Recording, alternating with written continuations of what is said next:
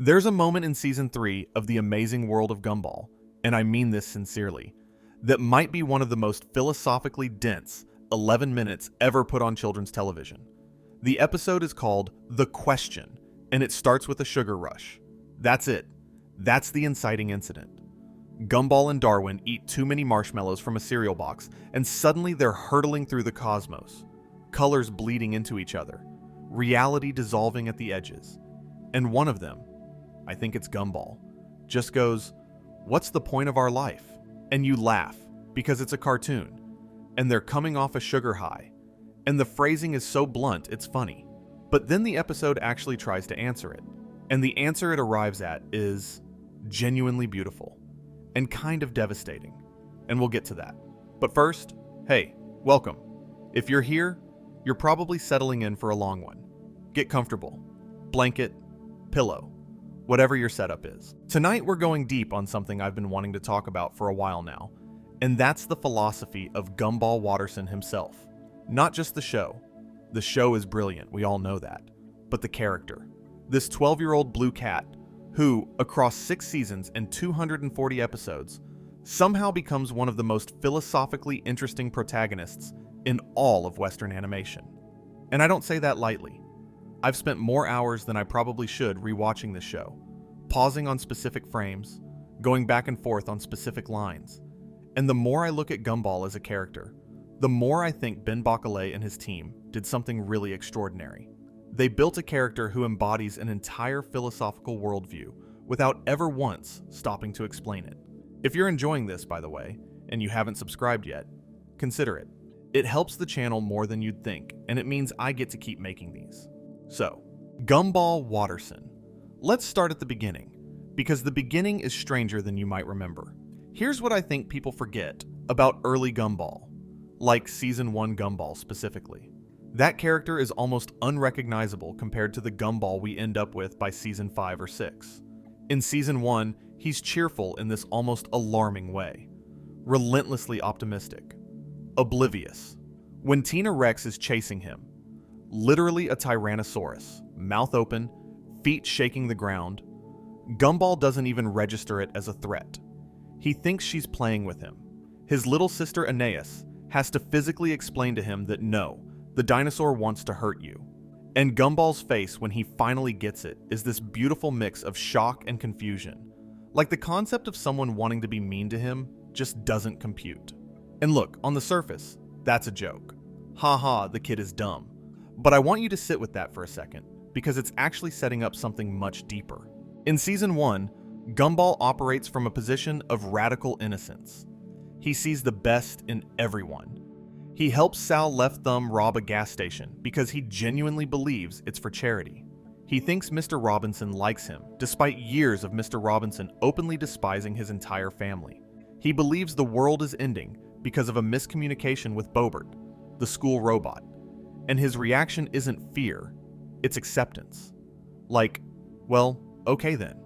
This is not just naivety. This is something closer to a philosophical position.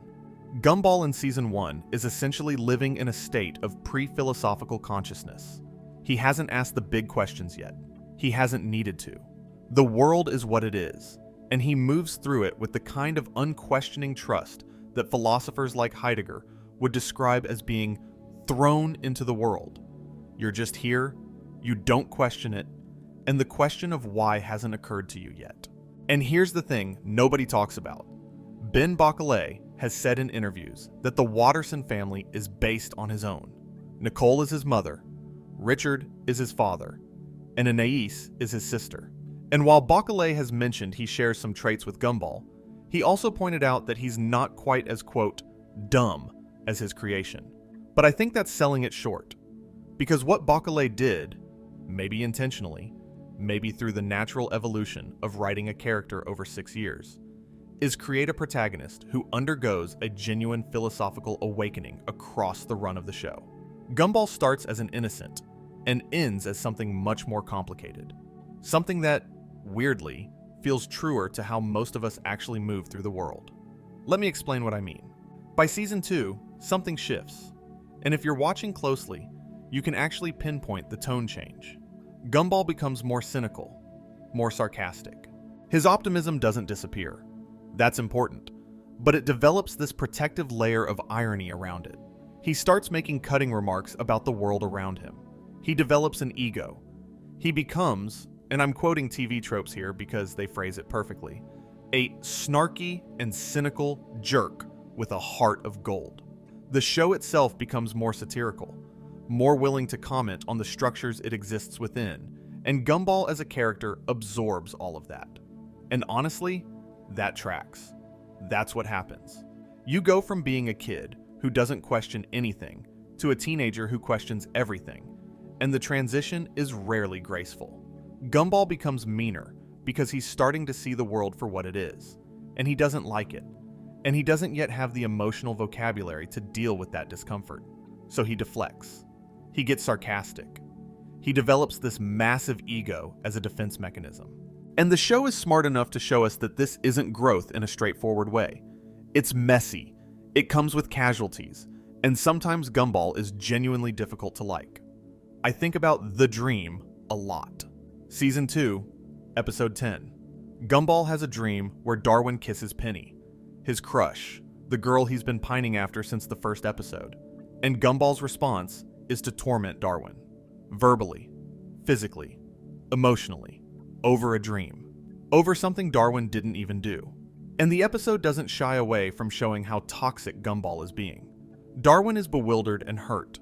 And Gumball doesn't care because his ego is so fragile that even a subconscious imagining of betrayal is enough to trigger a full meltdown. Now, you could watch that and just think, well, the character is a jerk, and fair. But what I see is something more interesting. I see a character in the middle of what existential philosophers would call an authenticity crisis. Gumball is starting to develop self-awareness. He knows who he wants to be. Someone important. Someone who matters. Someone who gets the girl. But he's not yet developed the moral framework to support that awareness. He has desires without ethics, identity without responsibility. And the show is brave enough to sit in that uncomfortable space for multiple seasons. This is what I love about Gumball as a piece of philosophy. It doesn't sanitize this process. Most kids' shows would have the character learn a lesson and move on. Gumball learns the lesson and then immediately forgets it. There's even a running gag about this. He repeatedly uses water to put out electrical fires, despite being corrected every single time. It's played for laughs, but there's something almost absurdist about it. He is condemned to repeat his mistakes. Forever. Like Sisyphus, but with a fire extinguisher he never remembers to use. And that, the absurdist angle, is where things get really interesting. Because the amazing world of Gumball is, at its core, one of the most committed, absurdist works in children's media. And Gumball Watterson is at the center of it. Let me take a tangent here for a second, because I think it's important. When I say absurdism, I'm not just talking about the fact that the show is weird. Plenty of shows are weird. I'm talking about absurdism as a philosophical tradition, the one associated with Albert Camus, Soren Kierkegaard, and, in fiction, writers like Samuel Beckett and Franz Kafka. The core idea of absurdism is this: human beings crave meaning. The universe offers none. And the tension between those two things is the fundamental condition of existence. The absurd is not the universe being meaningless. It's us wanting meaning in a universe that doesn't provide it. And Elmore, the world Gumball inhabits, is the absurd made literal. Think about it. The town is populated by every conceivable kind of being. 2D animated characters, 3D rendered creatures, live-action elements, puppets, stop-motion figures. A peanut with antlers sits next to a paper bear who sits next to a literal cloud, who sits next to a living piece of toast. The rules of physics apply sometimes. Reality glitches.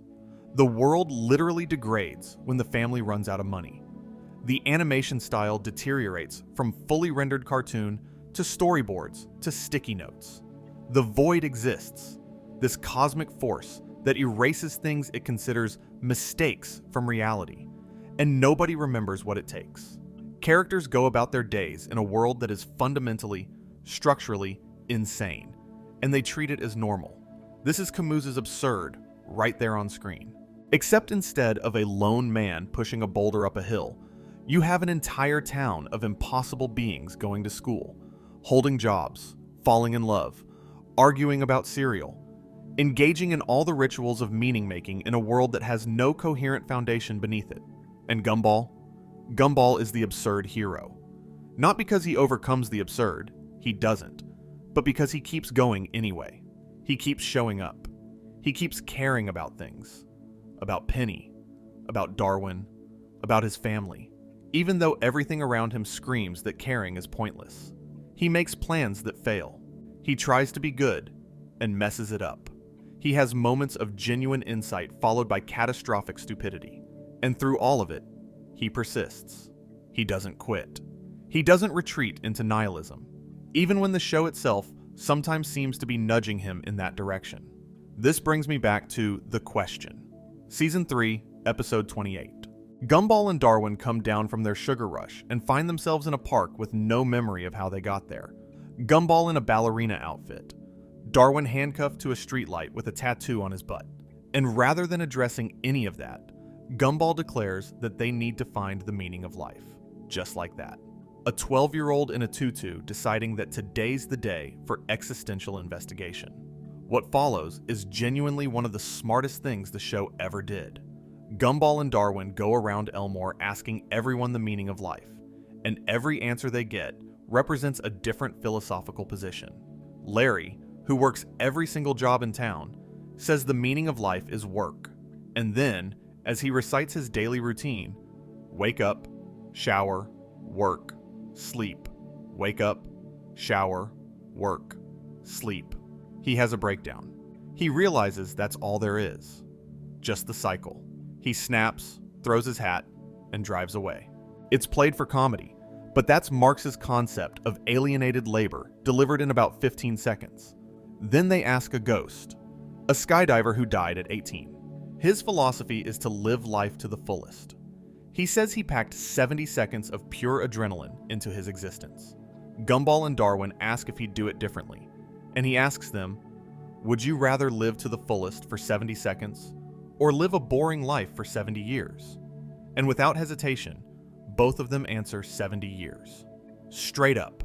And that response, that immediate reflexive rejection of reckless nihilism, is so important, because it tells you that Gumball, for all his chaos, is not a nihilist. He wants the long, boring version. He wants the full thing. And then comes the musical number. The planets of the solar system decide to answer Gumball's question in song form, and they sing about how cosmically insignificant human life is. How Earth is tiny next to Neptune. How 100 years is just a flash in the life of a planet. It's a feel-good song about existential meaninglessness. And the kicker, the absolutely savage kicker, is that the planets spend so long singing about how short and meaningless life is that by the time they finish, billions of years have passed and the sun explodes, destroying all of them. They wasted their existence, telling someone else their existence was a waste. I laughed so hard the first time I saw that, and then I sat there thinking about it for like 20 minutes. Because that's Gumball at its best. The joke is the philosophy, and the philosophy is the joke. And you can't separate them. Meanwhile, poor Mr. Small has been chasing Gumball and Darwin the entire episode, desperately trying to tell them he has the answer. He's the school counselor. He's the most overtly philosophical character in the show. He does yoga. He meditates. He drives a van called Janice that runs on good vibes. And the show never lets him deliver his answer. Every time he gets close, something goes wrong. He crashes. He gets launched into the distance. He's always just too late. The guy who devoted his life to having the answer never gets to share it. And then, at the end, Gumball and Darwin get their answer from the most unlikely source. Sussy. Sussy, the weird chin puppet character who normally speaks in gurgles and nonsense. And for the first and arguably only time in the series, she speaks with perfect clarity and articulation. She says the answer is actually a question.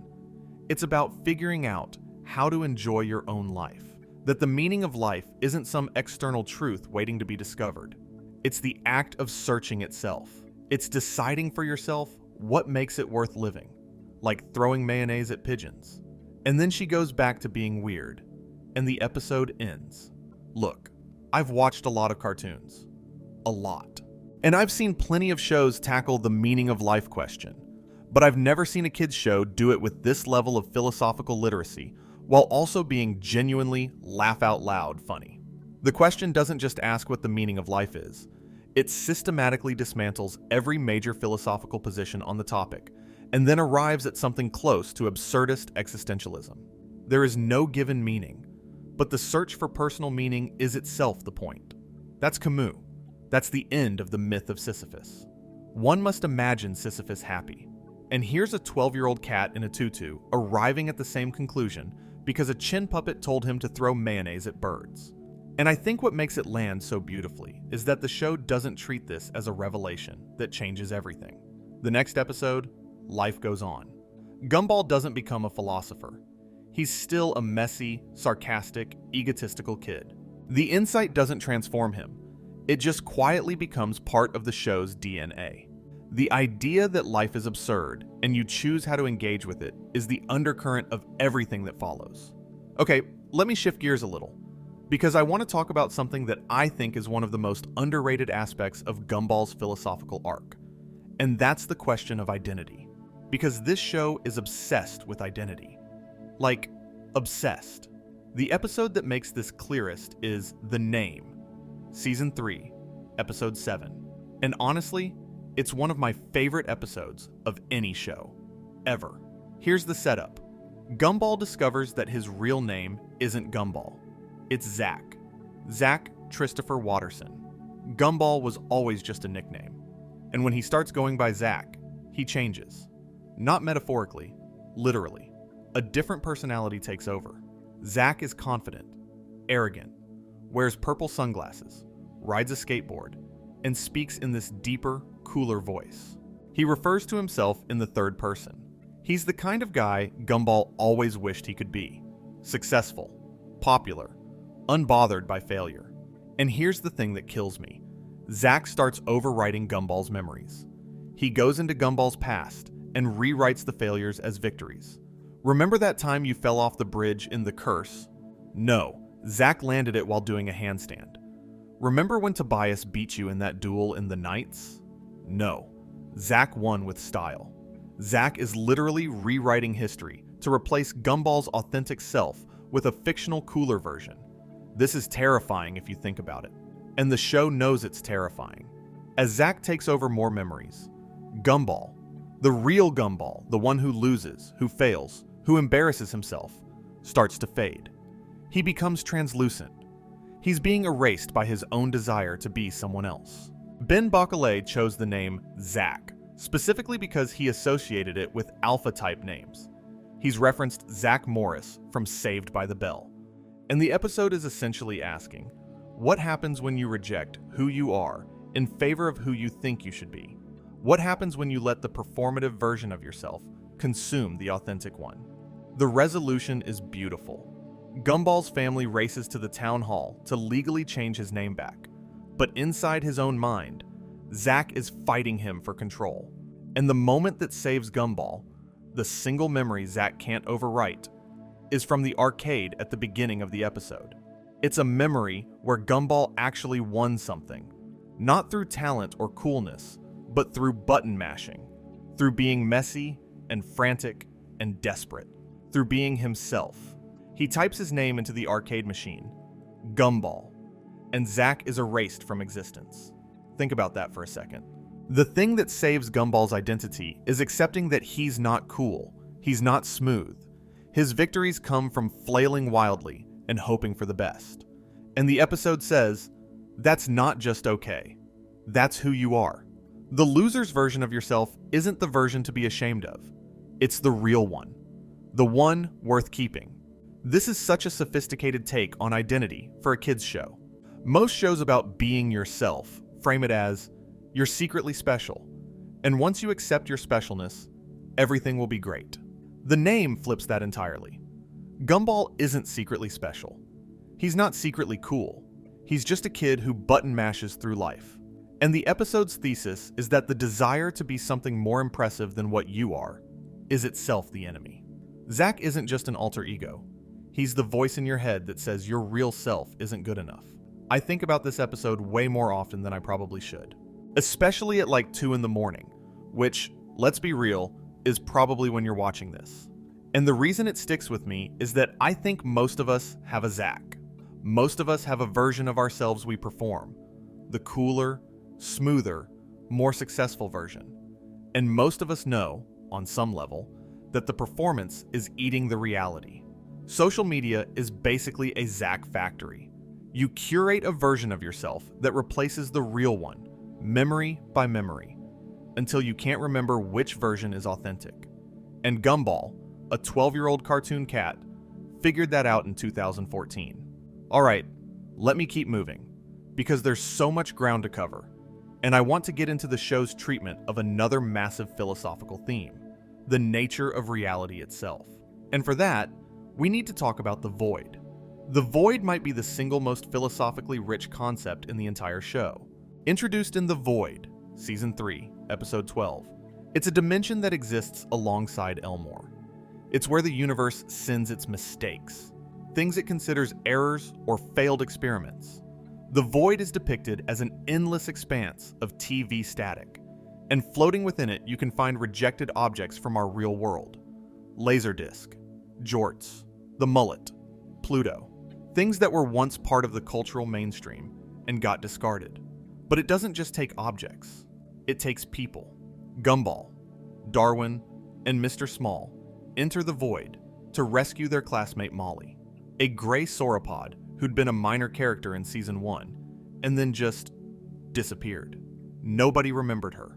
Nobody questioned her absence. The void took her because she was boring. Because the universe, or maybe the show, decided she wasn't interesting enough to justify her existence. Let that sink in. The show has a mechanism for erasing characters who aren't pulling their narrative weight. And the characters in universe are subject to it. Their continued existence depends on being interesting enough to justify being there. That is existential horror dressed up as a children's cartoon. It's a commentary on how television works. Shows get canceled, characters get written out, storylines get abandoned. But it's also something deeper. It's about what happens to things that don't matter. People, ideas, trends. When the world decides you're no longer relevant, you don't just fade away. You get erased. And nobody even remembers you were there. And the person who makes this theme unbearably personal is Rob. Rob might be the most tragic character in all of Gumball, and I don't think that's an overstatement. He started the show as a background character, a blue Cyclops kid at Elmore Junior High. He was so minor, so unremarkable, that when he appeared in The Pony and tried to talk to Gumball and Darwin, they had no idea who he was. They literally could not remember ever having seen him before. Darwin kicked him down a manhole, and then the void took him, because that's what happens to characters nobody remembers. He was sent to the same place as Laserdisc and the mullet, filed under mistake. And when Gumball and Darwin entered the void to save Molly in the void, Rob was there. He was right there. He called out to them, and they didn't notice him. They walked right past. They saved Molly and left Rob behind without a second thought. I genuinely get upset thinking about that, because it's not just a cartoon moment. It's a metaphor for how communities, real communities, school communities, social communities, treat people they consider unimportant. Rob wasn't bullied. He wasn't hated. He was simply not seen. And being not seen in the world of Gumball is worse than being hated, because at least hatred is a form of acknowledgement. Rob escapes the void by clinging to Mr. Small's van as it drives through the closing portal, but the escape disfigures him. He comes out glitchy, polygonal, broken, like a rendering error in a video game. He's alive, but he's wrong. He looks like a mistake, even in the real world, and he has no memory of who he was.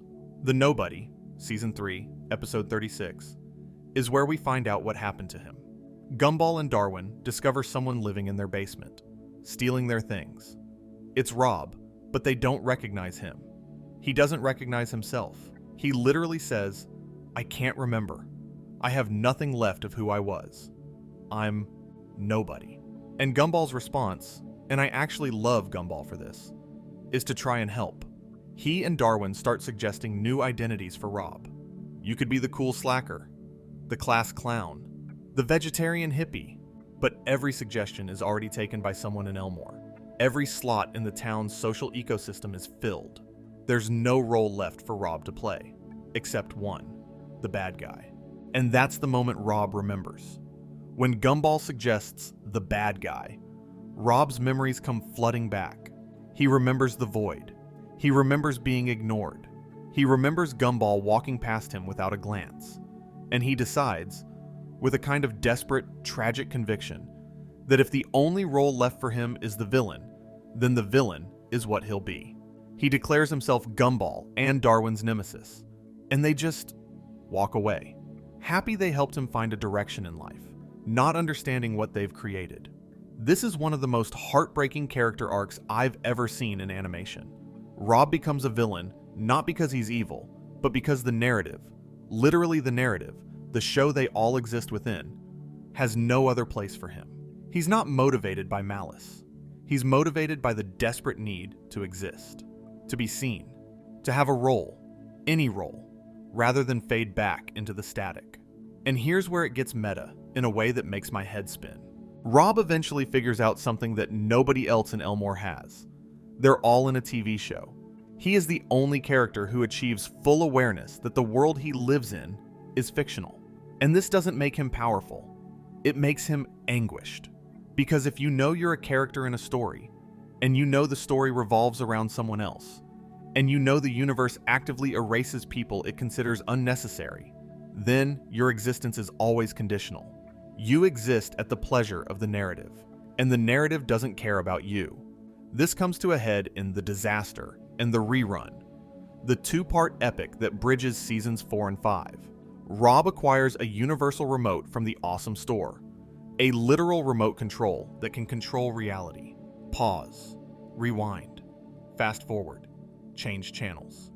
And he uses it to systematically destroy Gumball's life. He puts fake subtitles under Gumball that make Darwin think Gumball called him a glorified pet. He turns off Nicole and Richard's parental filter, causing them to say every unfiltered thought and break up within minutes. He changes the aspect ratio to physically crush Gumball. He ejects Gumball into the void. But here's what gets me. His motivation. Rob doesn't just want revenge. He wants to restructure reality. He believes that as long as Gumball is the protagonist, Rob will always be the villain. The narrative demands it. So if he removes Gumball, he can finally choose who he wants to be. His villainy is, paradoxically, a quest for freedom. He's not fighting Gumball. He's fighting the story itself. And the resolution of the rerun is one of the most emotionally complex things the show ever did. Gumball manages to get the remote back and sends Rob into the void. But then he feels terrible about it, because Rob was right. Rob never wanted to be the villain. He just wanted to matter.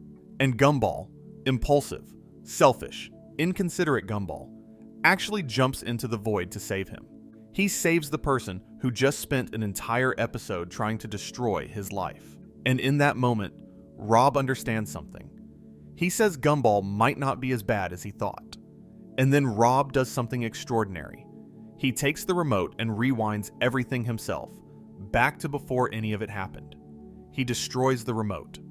He gives up his only tool for controlling reality because he realizes it's too dangerous for anyone to have. And when Gumball points out that this means they won't remember becoming friends, Rob just says, "Yeah, I guess things will get back to normal." And Gumball hugs him and says, "I look forward to being your enemy again." That line wrecks me every time, because it's this acknowledgement that even their enmity, even that broken, antagonistic relationship, is a form of connection. Rob would rather be Gumball's enemy and be remembered than be erased and forgotten. And Gumball, somewhere underneath all his selfishness and ego, understands that. The philosophy here is staggering. The show is asking, in a world where existence is conditional, where being forgotten is equivalent to death, what wouldn't you do to be noticed? And the answer it gives, through Rob, is you'd become the villain. You'd accept being hated if the alternative is being nothing, because hate is still a relationship. Hate means someone knows you exist. I know I keep saying this, but really, think about how heavy that is for a show that also has a talking piece of toast as a recurring character. Let me take a breath. And let me take a small tangent, actually, because I want to talk about the animation for a second. Since if you're lying there with your eyes closed, you might not fully appreciate just how weird this show looks. And the look is philosophical too. Gumball is the most visually anarchic show that has ever been on mainstream children's television. That is not an exaggeration. Every character in Elmore is rendered in a completely different style. Gumball and his family are 2D traditionally animated characters placed on top of real photographs of suburban neighborhoods. Tina Rex is 3D CGI. Banana Joe is a simpler 2D design. Sussy is literally a real person's chin with googly eyes on it. A live-action puppet in a world of animation. There are characters rendered in Flash, in stop motion, in paper cutout. The sun has a face. Doors have feelings. Ben Bocquelet has talked about being influenced by Who Framed Roger Rabbit.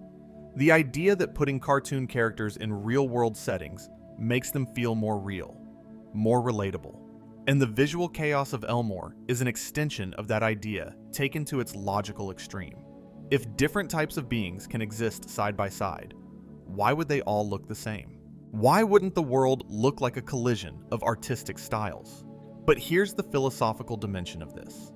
The stylistic disunity of Elmore is a visual representation of the show's central philosophical claim. There is no single correct way to exist. Every character is drawn differently, animated differently, exists according to different rules, and yet they all live together in the same town, go to the same school, deal with the same problems. The visual chaos is a statement about pluralism, about the possibility and the difficulty of coexistence in a world where nobody agrees on what reality even looks like. And Gumball, our protagonist, navigates this chaos every day. He's a 2D cat in a 3D photographed world, interacting with puppets and paper bears and living clouds, and he doesn't think any of it is strange, because to him, this is just how things are. The philosophical insight buried in Gumball's everyday life is that absurdity is only absurd if you step outside it. From within, it's just Tuesday. Alright, let me get back to Gumball himself, because we've been circling around what I think is the deepest layer of his philosophy, and that's his relationship with self-awareness.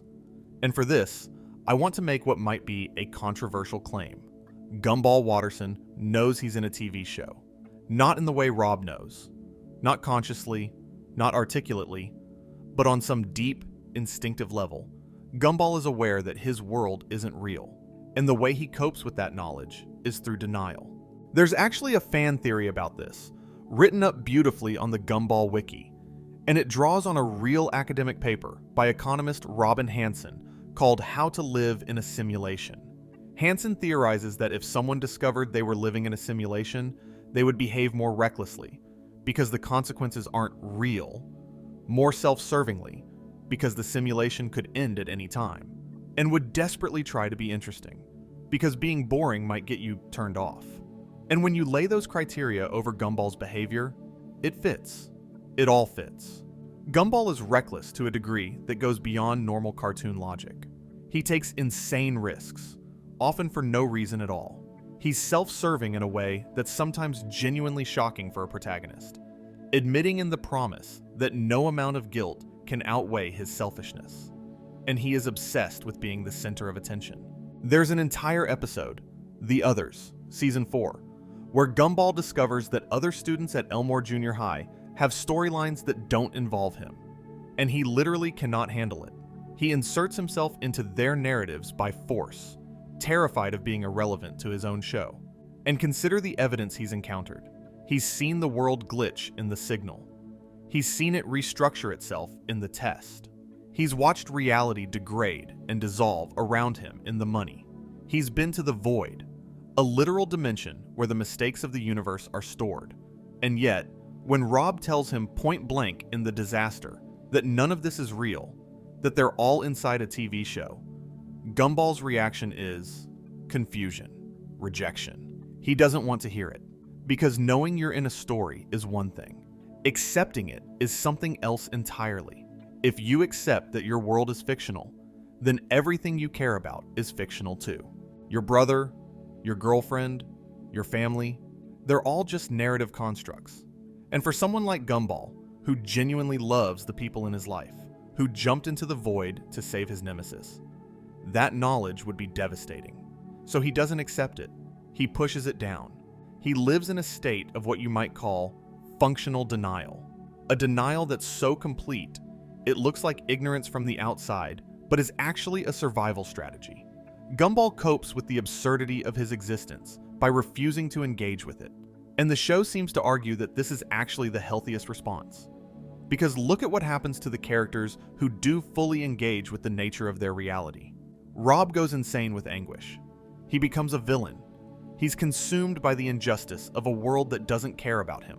Full awareness, in the world of Gumball, doesn't liberate. It torments. And this connects directly to Camus again. Camus argued that the absurd hero doesn't escape the absurd. There is no escape, but finds a way to live within it. The key is not knowledge of the meaninglessness, but the choice to persist anyway. And Gumball, whether he knows it or not, is making that choice every day. He's choosing to care about Penny, even though his world could collapse into static at any moment. He's choosing to love Darwin, even though Darwin is, narratively speaking, a pet that grew legs and started talking. He's choosing to be here, in this ridiculous, impossible world, and to treat it as real because the alternative is unlivable. That's not stupidity. That's courage. Philosophical courage wrapped in a 12-year-old's body and delivered through some of the best comedy writing in modern animation. Now let me talk about something that I think brings a lot of these threads together, and that's Gumball's relationship with Penny Fitzgerald. Because it's not just a cute cartoon romance. It's a philosophical statement about vulnerability and acceptance that, quite frankly, puts most adult romance writing to shame. For the first 2.5 seasons, Penny exists inside a shell, literally. She's a peanut, a hard outer casing that hides whatever she really looks like underneath. She and Gumball have this obvious mutual crush, but neither of them can express it. And the shell functions as the perfect metaphor for the barriers we put up between ourselves and the people we care about. The Shell, Season 3, Episode 20, is where everything changes, and Ben Bacalé himself described this episode as Miyazaki-esque, with deliberate references to Spirited Away and Howl's Moving Castle and Princess Mononoke. During a school play, they're doing Beauty and the Beast, with Gumball as the Beast. He accidentally headbutts Penny and cracks her shell. And what's underneath is a glowing fairy, a shape-shifting, luminous being whose form changes based on her emotions. When she's happy, she's beautiful and radiant. When she's scared or angry, she becomes a monster, a dragon, a gorgon, a creature made of darkness. And Penny runs. She's terrified. She's been told her whole life that the shell is there for protection, that what's underneath is too dangerous, too unpredictable, too much. Her father Patrick tried to keep her contained, to keep her hidden, and when she finally breaks free, her first instinct is to flee, because she believes she's a monster. And Gumball chases her, across Elmore, through traffic, past every obstacle. Not because he's brave, he's terrified, but because he knows something that Penny doesn't, that who she is without the shell is not a monster. Her appearance changes with her emotions, yes, but her emotions aren't the enemy. They're just her. The beautiful parts and the frightening parts and the ugly parts are all the same person. And loving someone means accepting all of it. The climax of the episode is this gorgeous, tender scene where Penny, in her wolf form, fangs bared, fierce and afraid, asks Gumball if he could really love her.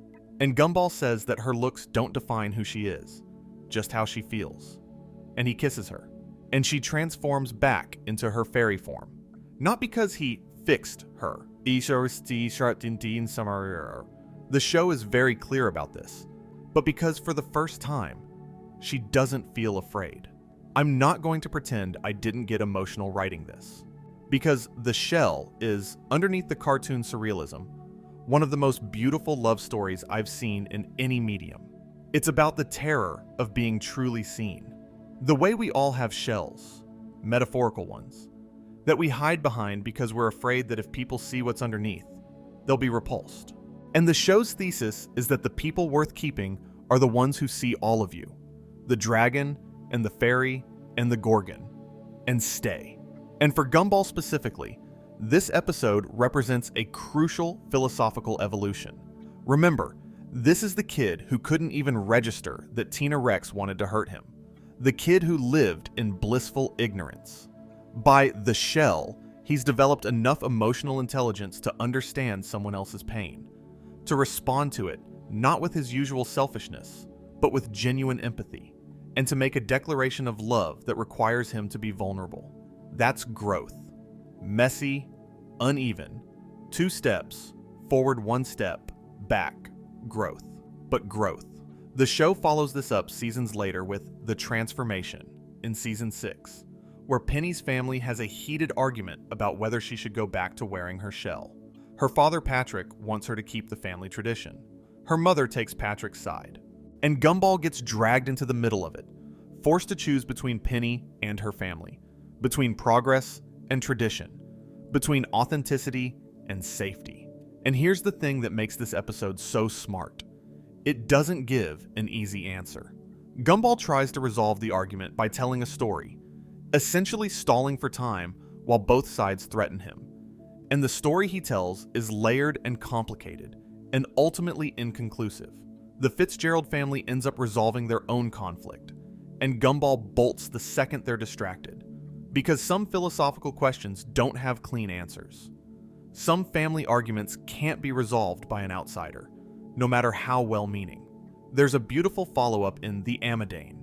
That's in season 7, The Wonderfully Weird World of Gumball, where Penny's grandmother reveals that the tradition of wearing shells was actually about protecting others from the Fitzgerald's power, not protecting themselves from the world.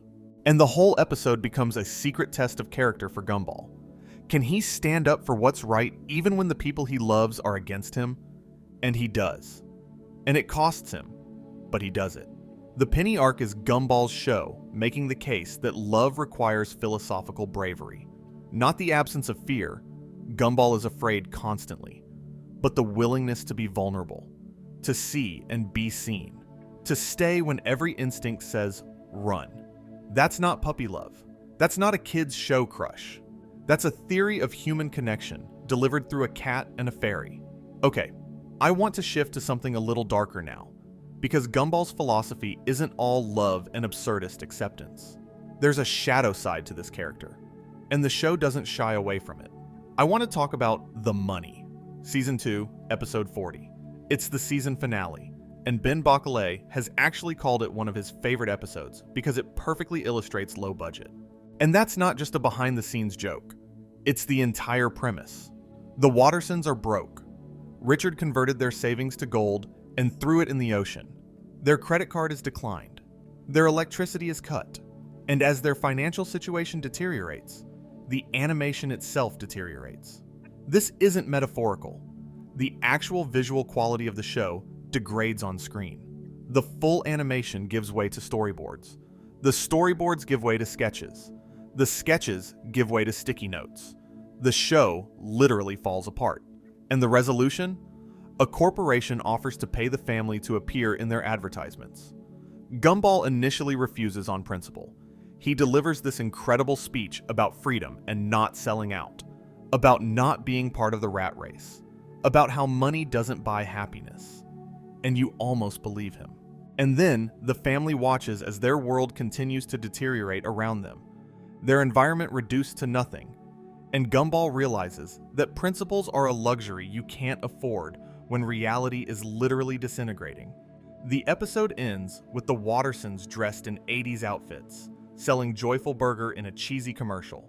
They sold out. Gumball sold out. And the show isn't cynical about this. It's honest. Because the dirty secret of anti-capitalist philosophy is that it requires capital. You can't opt out of a system you depend on for existence.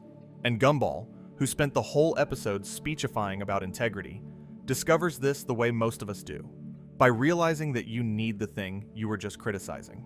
But there's another layer to this episode that I think is even more interesting, and it connects to the meta-narrative of the show itself. When the animation degrades, what's really happening? The world of Elmore is sustained by production value. Without budget, the show can't exist. Without money, the animation can't maintain its quality. The characters literally can't survive without the economic machinery that creates them. The Money is an episode about cartoon characters facing the reality that their existence is contingent on external forces they can't control. Ratings, budgets, network decisions. It's the void, rendered as economics. And Gumball's philosophical journey in this episode, from principled refusal to pragmatic surrender, mirrors the creative compromise that every artist faces. You can hold your principles, or you can keep existing, and sometimes you can't do both. The show acknowledges this without moralizing about it, and I think that honesty is one of the reasons Gumball connects so deeply with older audiences. Let me stay in this darker territory for a moment, because I want to talk about what I consider the show's most profound philosophical statement, and it happens at the very end. The Inquisition, Season 6, Episode 44, the series finale. And it is, I need to be direct about this, devastating. A live-action human calling himself Superintendent Evil arrives at Elmore Junior High and starts forcing the students and teachers to become normal. He erases Terry's face. He gives Alan a body. He strips away everything that makes the characters of Elmore unique and cartoonish and replaces it with bland, human ordinariness. Gumball and Darwin rally their classmates to fight back. They use the specific quirks and abilities that make each character special. Gumball restores Banana Joe by singing his signature song. Darwin brings Sussy back using her own weirdness. And they defeat Superintendent Evil. Everyone celebrates. The characters are themselves again. Cartoonish, weird, impossible, alive. And then the twist. Superintendent Evil was Rob all along. And he wasn't trying to destroy Elmore. He was trying to save it. He was turning everyone into humans, because humans can exist in the real world, the world outside the show. Rob had seen the future through Banana Barbara's prophetic paintings, and the future was the void consuming everything. The show was ending, and when a show ends, its world ceases to exist. Every character, every location, every relationship, all of it swallowed by static. Rob was trying to evacuate.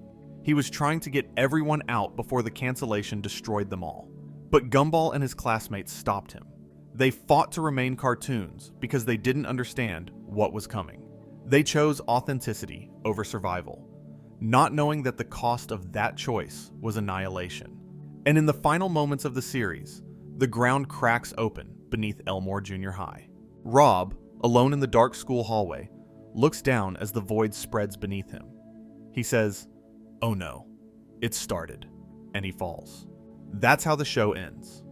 Not with a resolution, not with a happy ending, with the protagonist's nemesis plummeting into oblivion as the world collapses, and the protagonist doesn't even know it's happening because he's somewhere else, celebrating a victory that just sealed everyone's doom.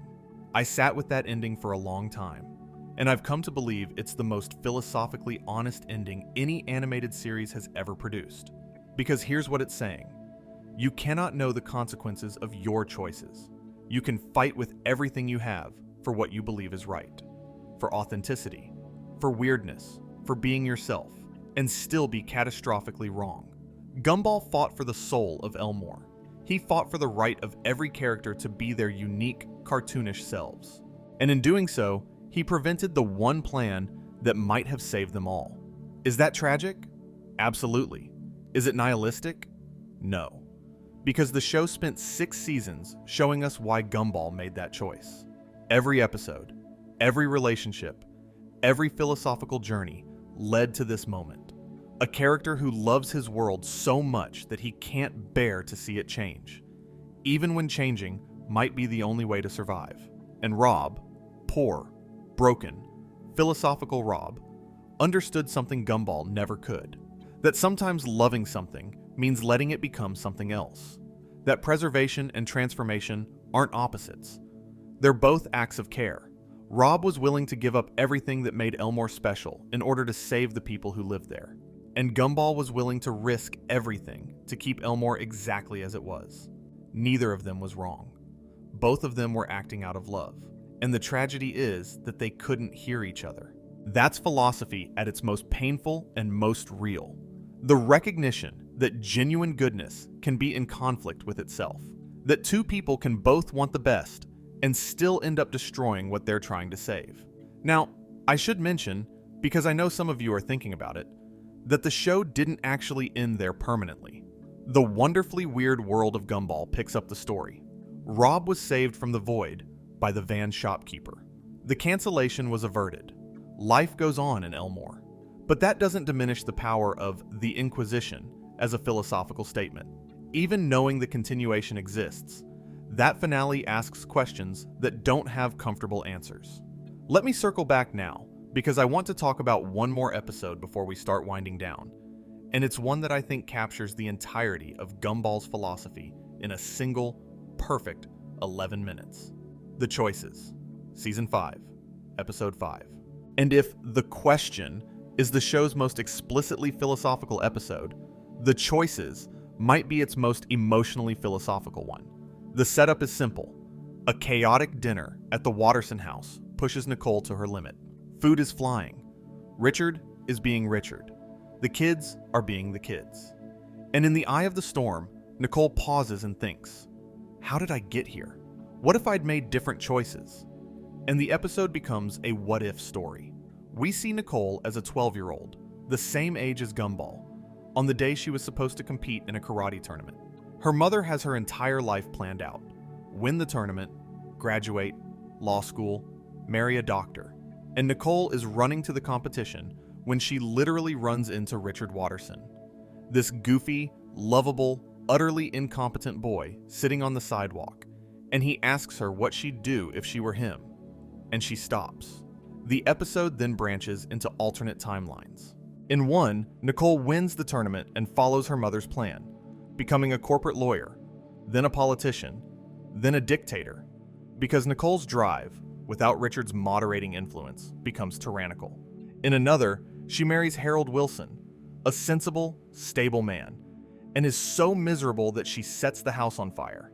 In another, she takes up holistic medicine and dies from a lack of real treatment. Every path without Richard leads to some form of catastrophe or emptiness. And then we see the path she actually took. She stopped for the boy on the sidewalk. They fell in love. They moved into a terrible apartment. They ate instant noodles. They got married. They had Gumball, then Darwin, then Aeneas. They moved into a falling apart house and fixed it up. And their life was messy and exhausting and nothing like what her mother wanted for her. And the montage, this silent, beautiful montage of Nicole and Richard's life together, is some of the most emotionally devastating television I've ever watched. No dialogue, just music and images, and a lifetime of moments that are simultaneously mundane and sacred. A kid's first steps, a height measurement on a doorframe, a family photo where everyone looks slightly wrong. Nicole comes out of her reverie and looks at the chaos around her. The flying food, the screaming children, the husband who converted their savings to gold and threw it in the sea. And she starts laughing, and she declares a food war. And the episode ends with the Watterson family pelting each other with dinner, covered in sauce, howling with joy. This is the philosophy of Gumball Watterson distilled to its essence. Not from Gumball's perspective, but from the perspective of someone who chose this life. Nicole could have had power, success, stability. She chose love instead. And the show doesn't pretend that choice was easy or comfortable or sensible. It was probably, by most metrics, the wrong choice, but it was hers. And in making it, she found something that no alternate timeline could give her: genuine happiness. And I think this connects to everything we've talked about tonight. The absurdism of the question, the identity crisis of the name, the existential horror of the void, the painful honesty of the money, the devastating beauty of the shell, the tragic miscommunication of the Inquisition. All of it comes back to this. In a world that doesn't make sense, that offers no guarantees, that might be fictional, that could collapse into static at any moment, the only thing that matters is the choice to love the people in front of you. Not because it's logical, not because it's rewarded, but because the alternative, the shell, the void, the denial, the safe and sensible path, isn't living. It's just existing. Gumball Watterson is 12 years old. He's a blue cat. He's selfish and sarcastic, and he never learns not to use water on an electrical fire. He button mashes through life. He's terrified of being irrelevant. He's got an ego the size of Elmore, and an attention span the size of a marshmallow. And he's one of the most philosophically rich characters in the history of animation. Because through him, Ben Bocquelet and his team built a 6-season argument for something that shouldn't need arguing, but always does.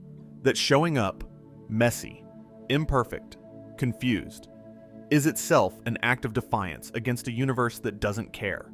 That caring when it's irrational is the most rational thing you can do. That the meaning of life might just be the act of looking for it. There's a moment, and I think about this one a lot, probably too much. In the middle of the money, when the Wattersons have lost everything. Their house is empty. The animation is degrading. The world is literally falling apart. And Gumball, who just failed to save them through his principled refusal, turns to his family and says something like, "We still have each other. We still have our imaginations." And it's simultaneously the most naive and the most profound thing he could possibly say. Because he's right. In the absence of everything else, money, stability, even functional reality, the things that remain are the things you can't put a price on. The connections, the stories, the choice to be together when everything says you shouldn't be. Is that Gumball being dumb? Maybe. Probably. He is canonically not a smart person. But there's a kind of wisdom in his dumbness that I think the show understands better than most. It's the wisdom of the fool, the person who doesn't know enough to be cynical, who cares too much to be cool, who keeps reaching out even after being burned. Philosophy has a long tradition of respecting the fool. Shakespeare's fools spoke truth to power. Dostoevsky's Prince Mishkin was an idiot who saw the world more clearly than anyone around him. And Gumball Watterson, in his own ridiculous way, belongs in that tradition. He's the absurd hero who doesn't know he's absurd. The existentialist who never read existentialism. The fool who loves too much and thinks too little, and somehow, through sheer stubborn persistence, ends up being right about the things that matter. And the show around him, this gorgeous, chaotic, philosophically overstuffed masterpiece of mixed media animation, supports him every step of the way. It gives him a world that's as weird and contradictory as he is. It surrounds him with characters who challenge and compliment and frustrate him. It asks questions that it knows it can't answer and then finds answers anyway. Hidden in mayonnaise-covered pigeons and arcade machines and a fairy who used to be a peanut. Good Lord, I've spent hours talking about this. And I feel like I've barely scratched the surface. I haven't even gotten into Darwin's philosophical role as the moral conscience, who might be more conflicted than he appears. Or Aeneas as the rationalist, who's somehow the least equipped to deal with an irrational world. Or Richard as the accidental Zen master, whose stupidity loops so far around that it becomes wisdom. Every member of this family is a philosophical position made flesh, or fur, or scales, or whatever Darwin is. But I think what I want to leave you with tonight is this. Gumball Watterson is not a philosopher. He would be horrified if you called him one. He doesn't read Camus. He doesn't know what existentialism is. He probably thinks Kierkegaard is a type of cheese, but he lives his philosophy. Every episode, every choice, every stupid, impulsive decision, he's working out, in real time, the same questions that philosophy has been grappling with for millennia. And his answers, for all their messiness, for all their contradictions, feel true. They feel like the way a real person would actually navigate a world that doesn't make sense. Because most of us aren't philosophers either. Most of us don't have articulate answers to the big questions. Most of us are just button mashing, flailing through life, hoping something works, loving the people around us, not because we've concluded that love is logically optimal, but because we can't help it. Because it's Tuesday, and the dinosaur is chasing us, and we still think maybe she just wants to play. That's the philosophy of Gumball Watterson. It's messy, and it's beautiful, and it's hidden inside one of the funniest, strangest, most technically innovative children's shows ever made. And if you've stuck with me this far, through the sugar rushes and the void and the universal remotes and the peanut shells, then thank you. Thank you for being here. The meaning of life, according to a 12-year-old cat in a tutu, is the act of looking for it and throwing mayonnaise at pigeons. Don't forget the mayonnaise. Good night, everyone. Sleep well. But actually, before we move on, and I promise I'll let you drift off eventually, I want to go back to something I mentioned earlier about Gumball's relationship with the narrative, because I didn't fully do it justice. And there's an episode that makes the point better than anything I could say, and that's The Test. Season 5, Episode 8. The Test is an episode about what happens when the protagonist stops being the protagonist.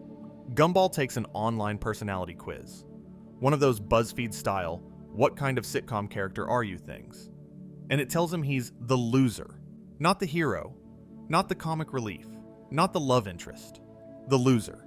And Gumball is so shaken by this that he decides to suppress everything that makes him, well, him.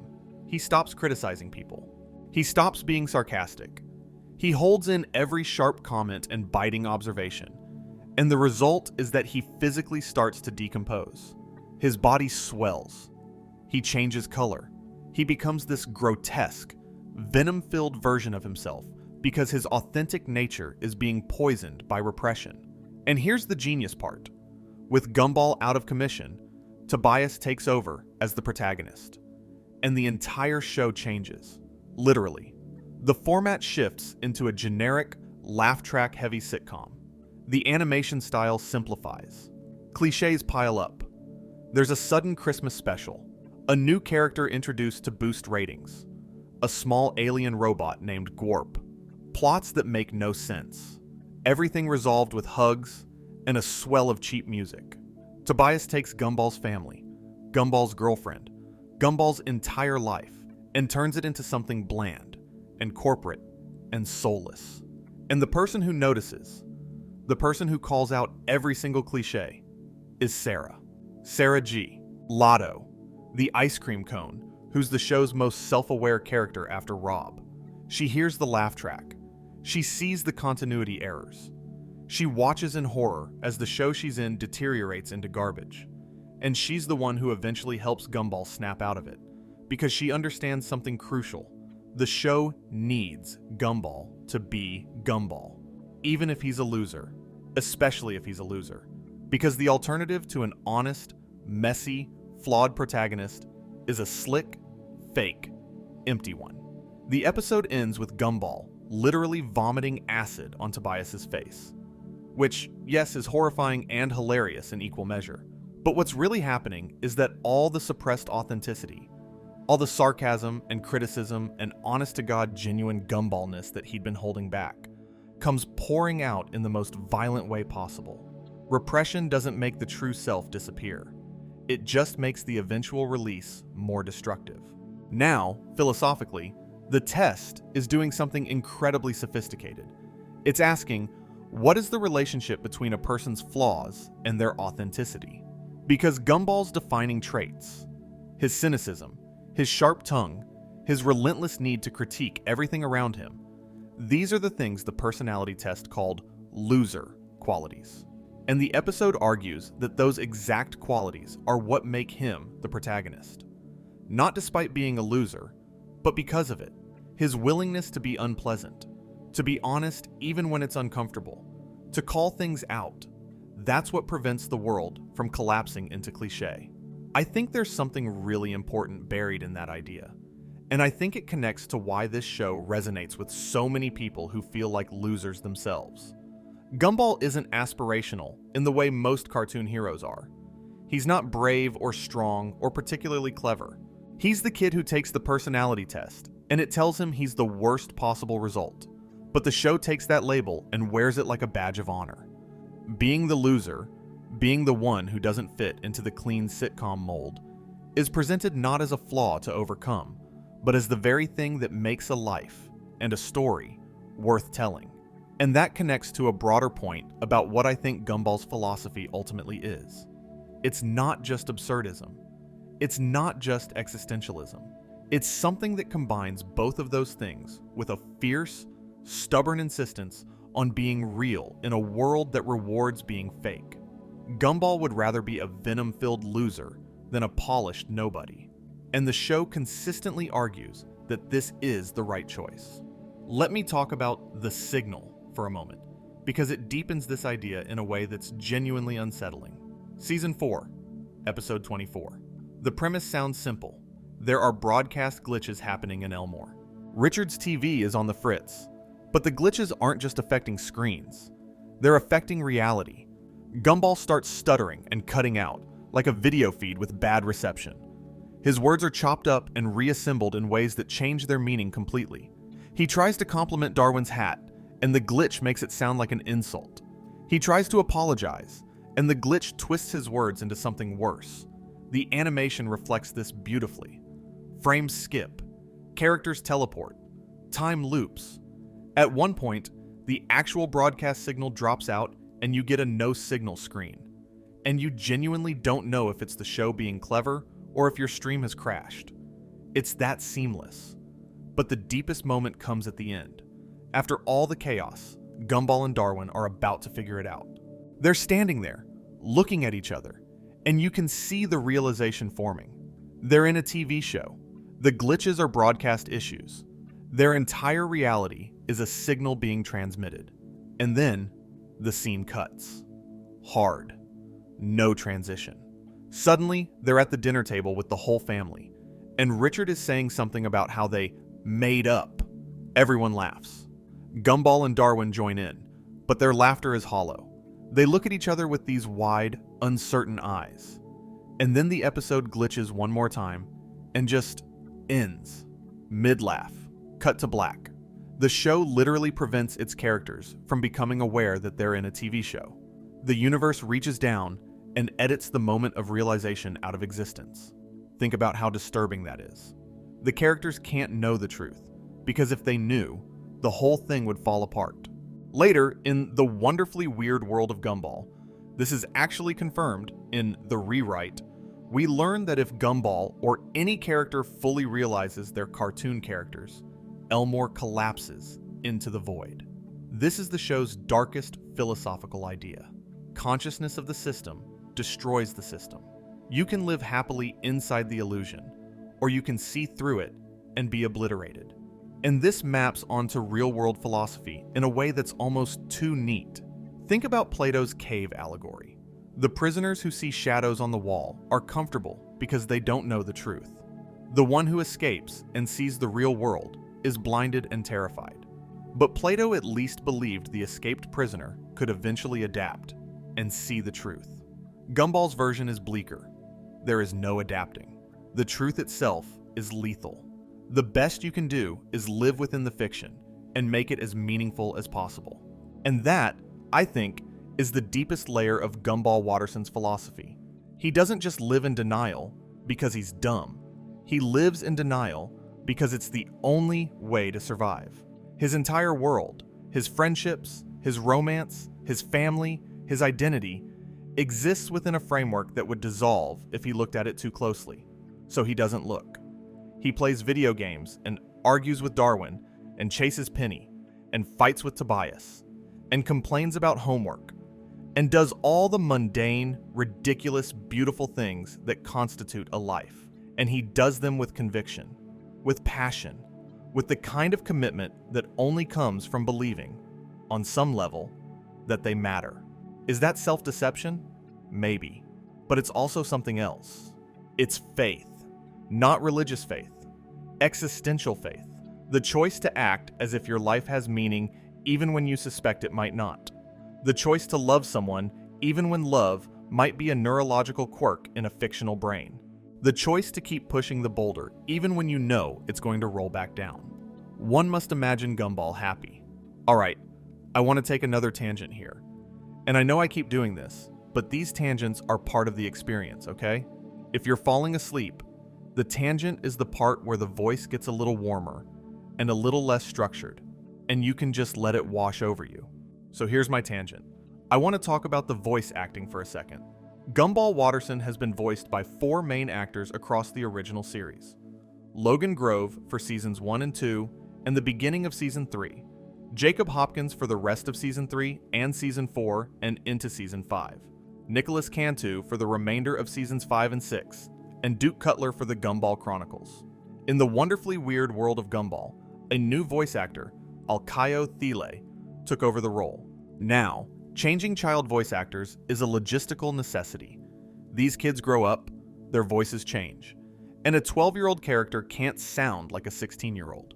But what fascinates me is how the show handled it. The kids, the season 3 episode where the voice change happens, doesn't try to hide the transition. It addresses it directly. Gumball and Darwin's voices are cracking and changing, and they're terrified. They don't understand what's happening. Their world, a world where they're perpetually 12, can't accommodate the reality that they're growing up. And the episode treats this with such tenderness. Logan Grove voices Gumball one last time, and the episode is essentially a goodbye, not just to the voice, but to a version of the character. The show acknowledges that something irreplaceable is being lost, even as something new is being gained. And then Jacob Hopkins steps in, and Gumball sounds different, and the show just keeps going. This matters philosophically because it raises the question, is Gumball the same character after the voice change? He looks the same. He acts the same. His memories are the same, but the texture of his existence has changed. And the show's answer, embodied in the transition itself, is yes, he's the same. Because identity isn't the voice, it's the choices. The voice is just how those choices sound. It's the Ship of Theseus problem, solved by a cartoon cat. If you replace every plank on a ship, is it the same ship? If you replace the voice on a character, is it the same character? Gumball says yes, because the ship isn't the planks. The character isn't the voice.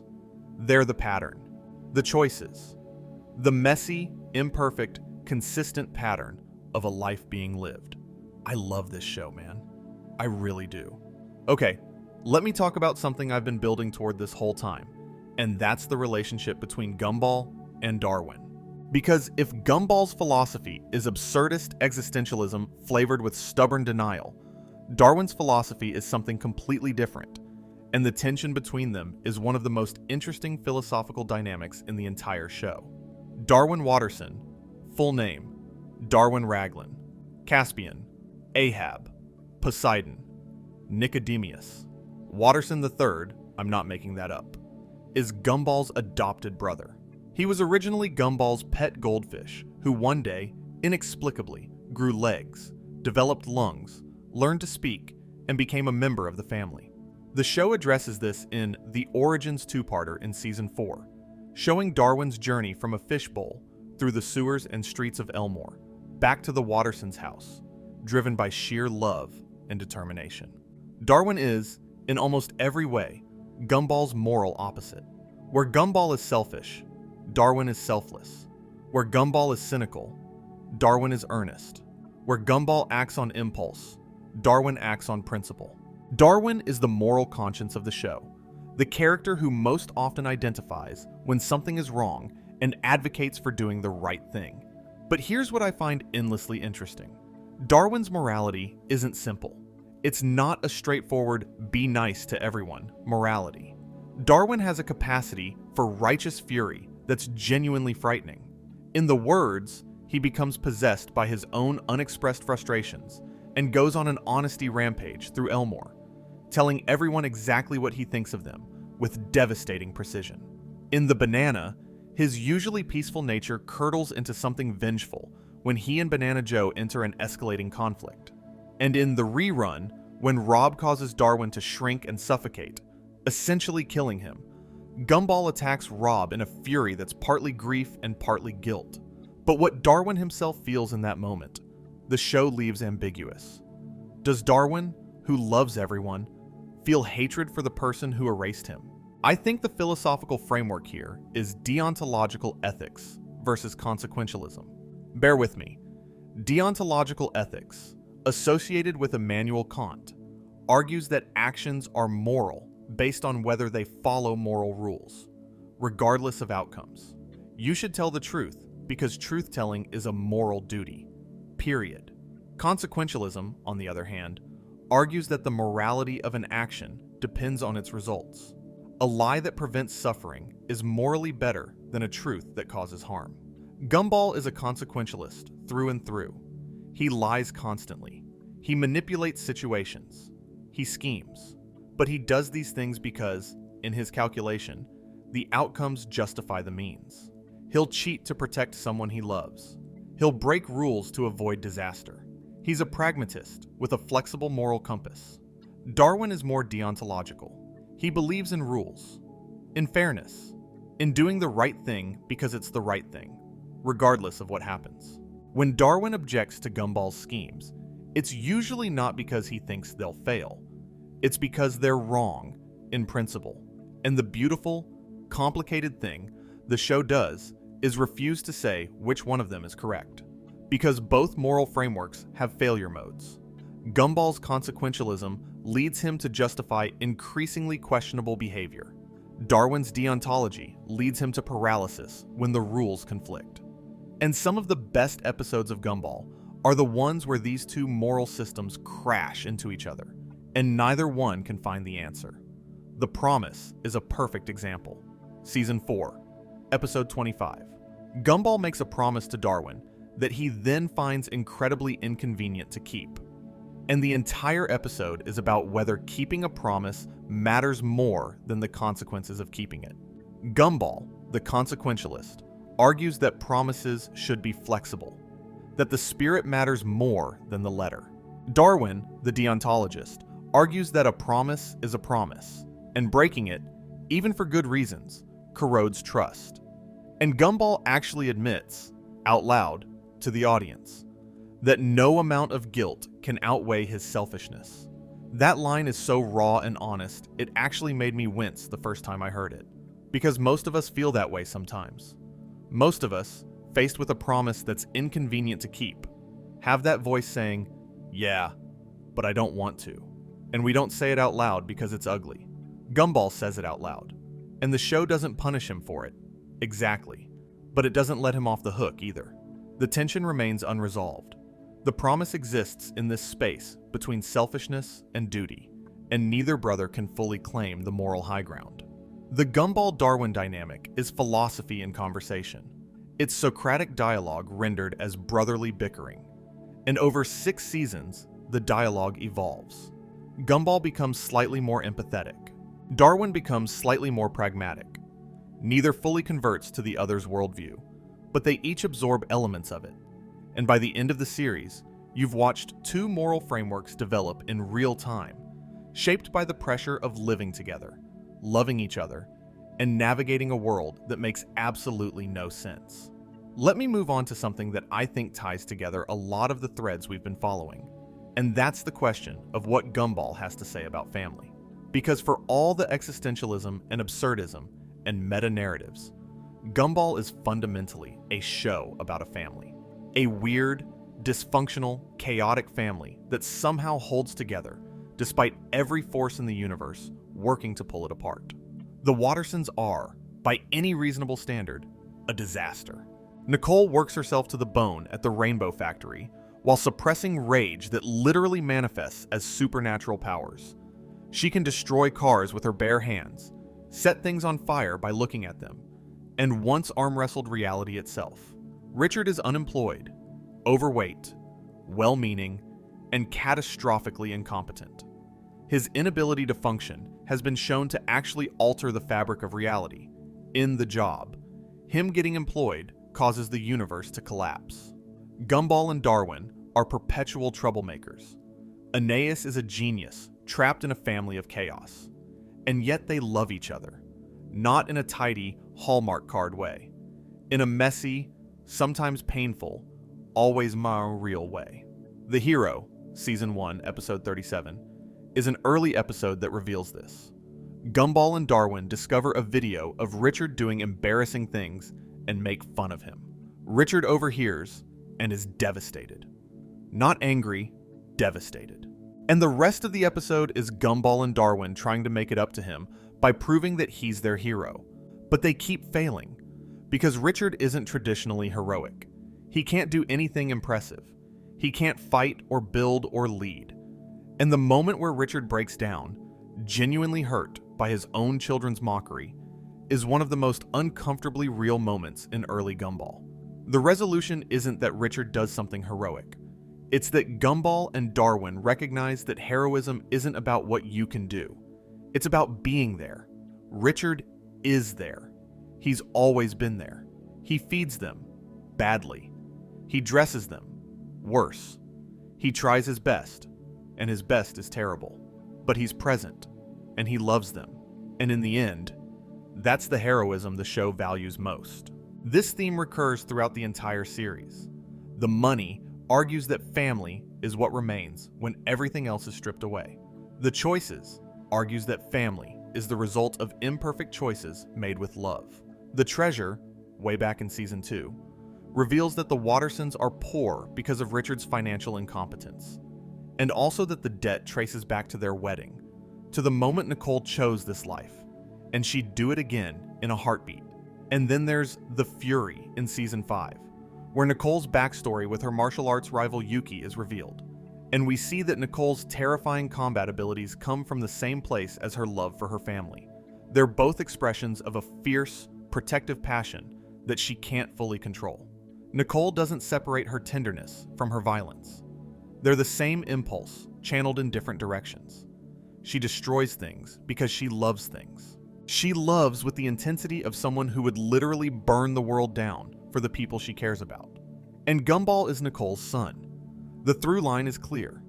His stubbornness, his sarcasm, his willingness to fight, these are Nicole's traits, filtered through adolescence and immaturity. But so is his loyalty, his refusal to give up on the people he loves, his ability to chase someone across Elmore at midnight because they need him, even when he's scared, even when it's hard. The Watterson family philosophy, if you could articulate it, would be something like, love is not rational, family is not orderly, life is not fair, and none of that is a reason to stop trying. It's absurdism applied to domesticity. It's Camus with a mortgage, and 3 kids, and a credit card that keeps getting declined. And I think this is why Gumball connects with so many people on such a deep level. Because we've all felt like our families are disasters. We've all had dinners that devolved into chaos. We've all watched someone we love do something incomprehensibly stupid and thought, how am I related to this person? But we stay. We stay because the alternative, the clean, sensible, rational alternative where we cut our losses and walk away, isn't actually better. It's just emptier. Let me go a little deeper on this family idea by talking about an episode I've been wanting to discuss all night, The Origins. This is a 2-parter from season 4, episodes 23 and 24, I believe. Wait, no, let me be precise. The Origins is season 4, episode 21, and The Origins Part 2 is episode 22. These episodes tell the story of how Darwin came to be part of the Watterson family, and they are some of the most emotionally affecting episodes of the entire series. The setup: young Gumball is lonely. He's a kid without a friend, and his parents decide to buy him a pet fish. They go to the store, which is, inevitably, some kind of bargain basement nightmare, and they buy a goldfish. A normal, bowl-swimming, silent goldfish. And they name it Darwin. But Darwin keeps dying. Like, repeatedly. The store keeps replacing him. Same species, same bowl. And nobody in the family quite realizes that they've been through several goldfish because Richard keeps disposing of the dead ones and buying replacements. It's played for comedy, but there's an undercurrent of something painful there. The disposability of a pet. The way we replace what we lose without acknowledging the loss. And then one fish, the Darwin who becomes Darwin, is different. He survives.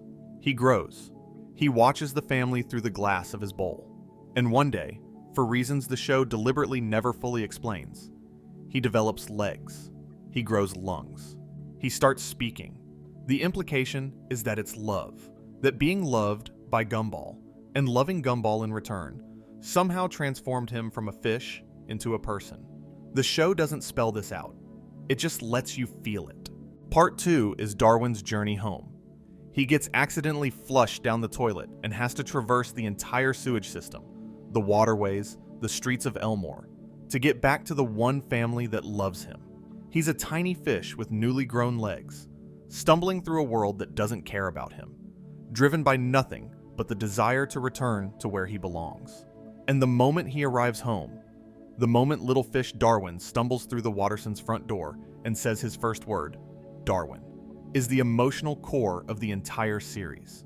Because this is what family is. Not blood, not obligation, not convenience.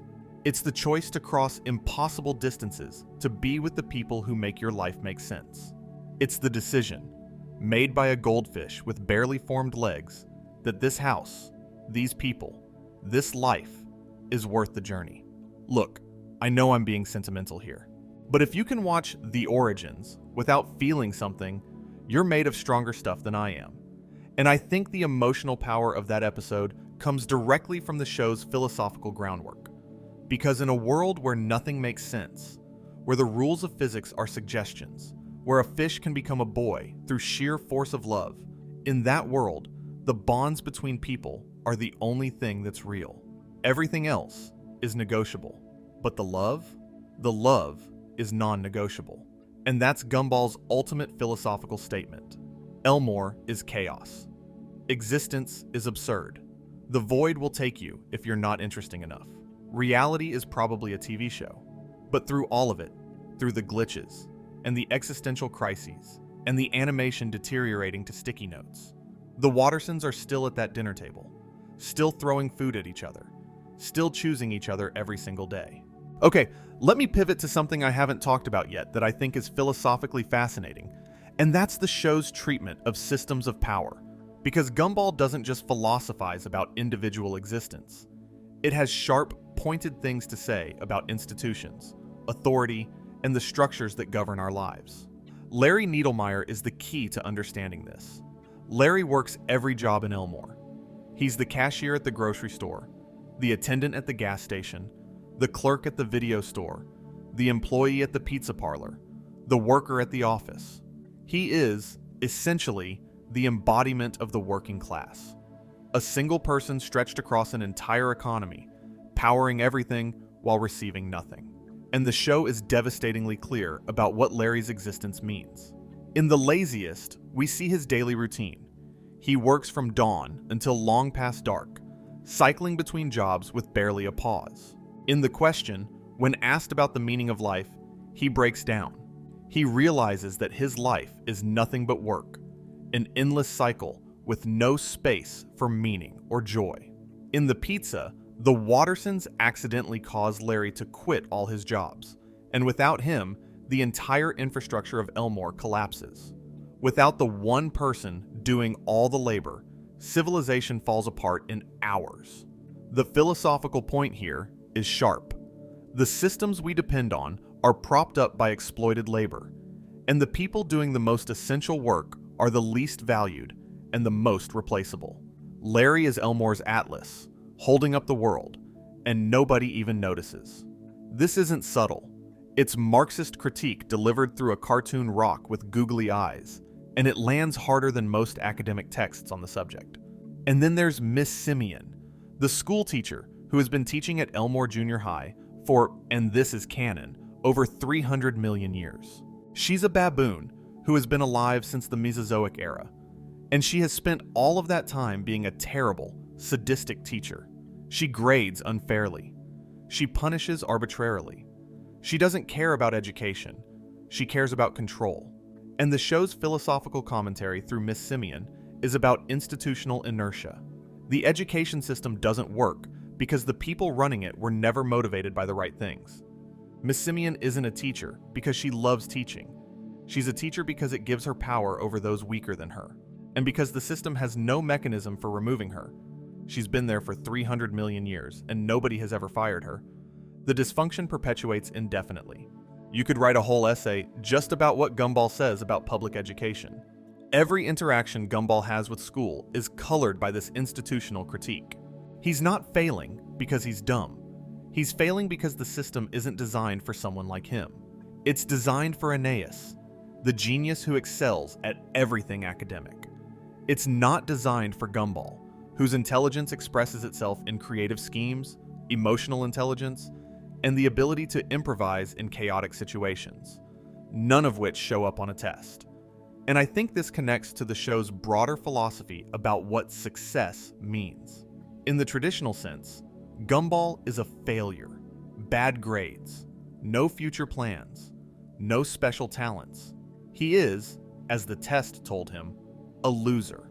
But the show consistently argues that the metrics we use to measure success, academic achievement, career trajectory, social status, are the wrong metrics.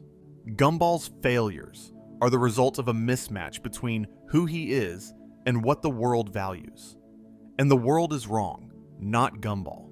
That's a radical claim for a kid's show. Most children's media reinforces the idea that if you work hard and follow the rules, you'll succeed. Gumball says, the rules are broken, the system is rigged, success is defined by people who don't understand you, and the bravest thing you can do is be yourself in a world that punishes authenticity. Let me talk about the faith here, because it brings several of these threads together in a really powerful way. Season 6, Episode 25. The premise?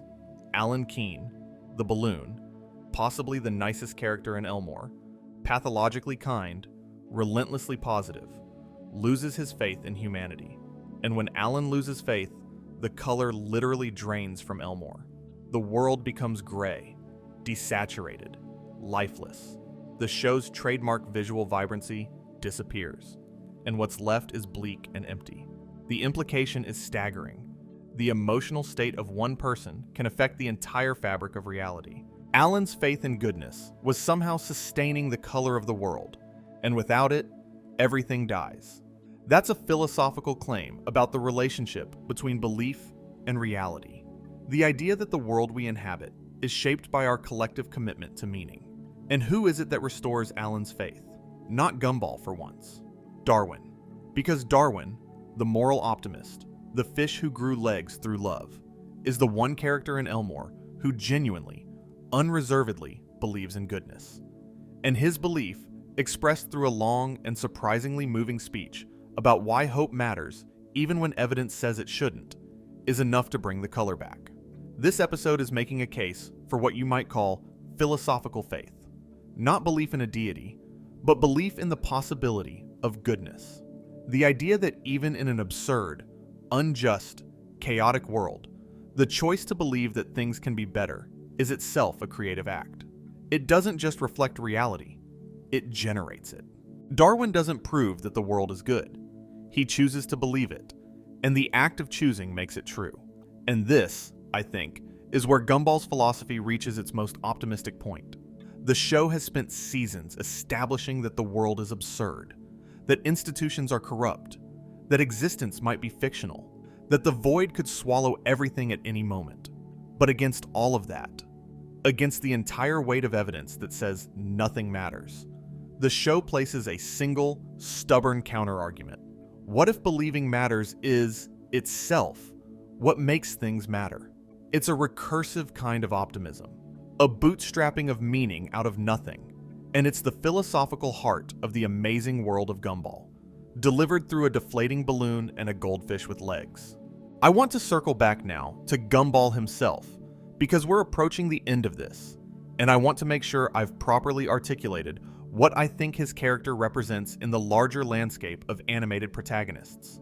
Think about the great cartoon characters of the past few decades. SpongeBob SquarePants, perpetual optimism in the face of a cruel world. Finn the Human from Adventure Time, the hero's journey, growing from a child into a young man dealing with increasingly complex moral questions. Dipper Pines from Gravity Falls, curiosity as a driving force, the kid who reads the journal and follows the mystery. Steven Universe, empathy as superpower, the character who saves the world, by understanding it. Gumball doesn't fit neatly into any of those frameworks. He's not consistently optimistic like SpongeBob. He's not on a hero's journey like Finn. He's not driven by curiosity like Dipper. He's not defined by empathy like Steven. Gumball is a mess. He's a contradiction. He's selfish and loving, stupid and insightful, cynical and hopeful, a coward and a hero, sometimes in the same sentence.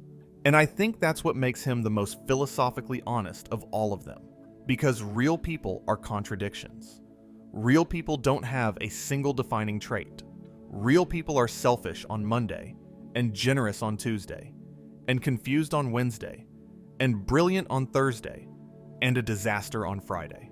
The idea that a character should be reducible to a single moral principle, that SpongeBob is optimism, or Finn is heroism, or Steven is empathy, is a narrative convenience, not a reflection of how people actually are.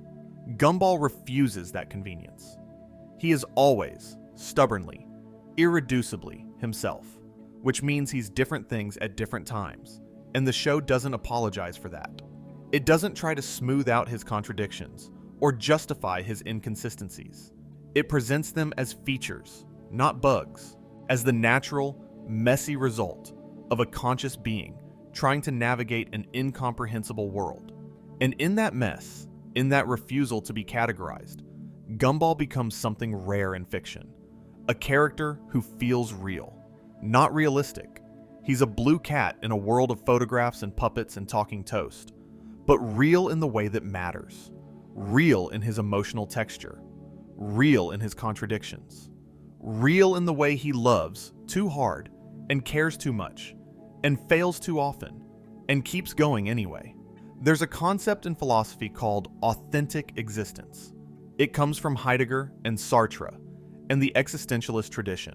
Authentic existence means living in accordance with your own values, your own choices, your own understanding of who you are, rather than conforming to external expectations.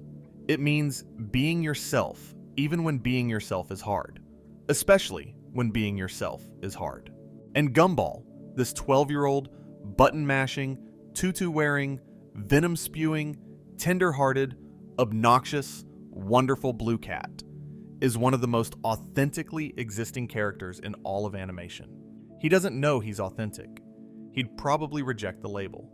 He'd say something sarcastic and then get distracted by a video game. But he lives it. Every episode, every choice, every catastrophic failure, followed by another attempt. He lives it.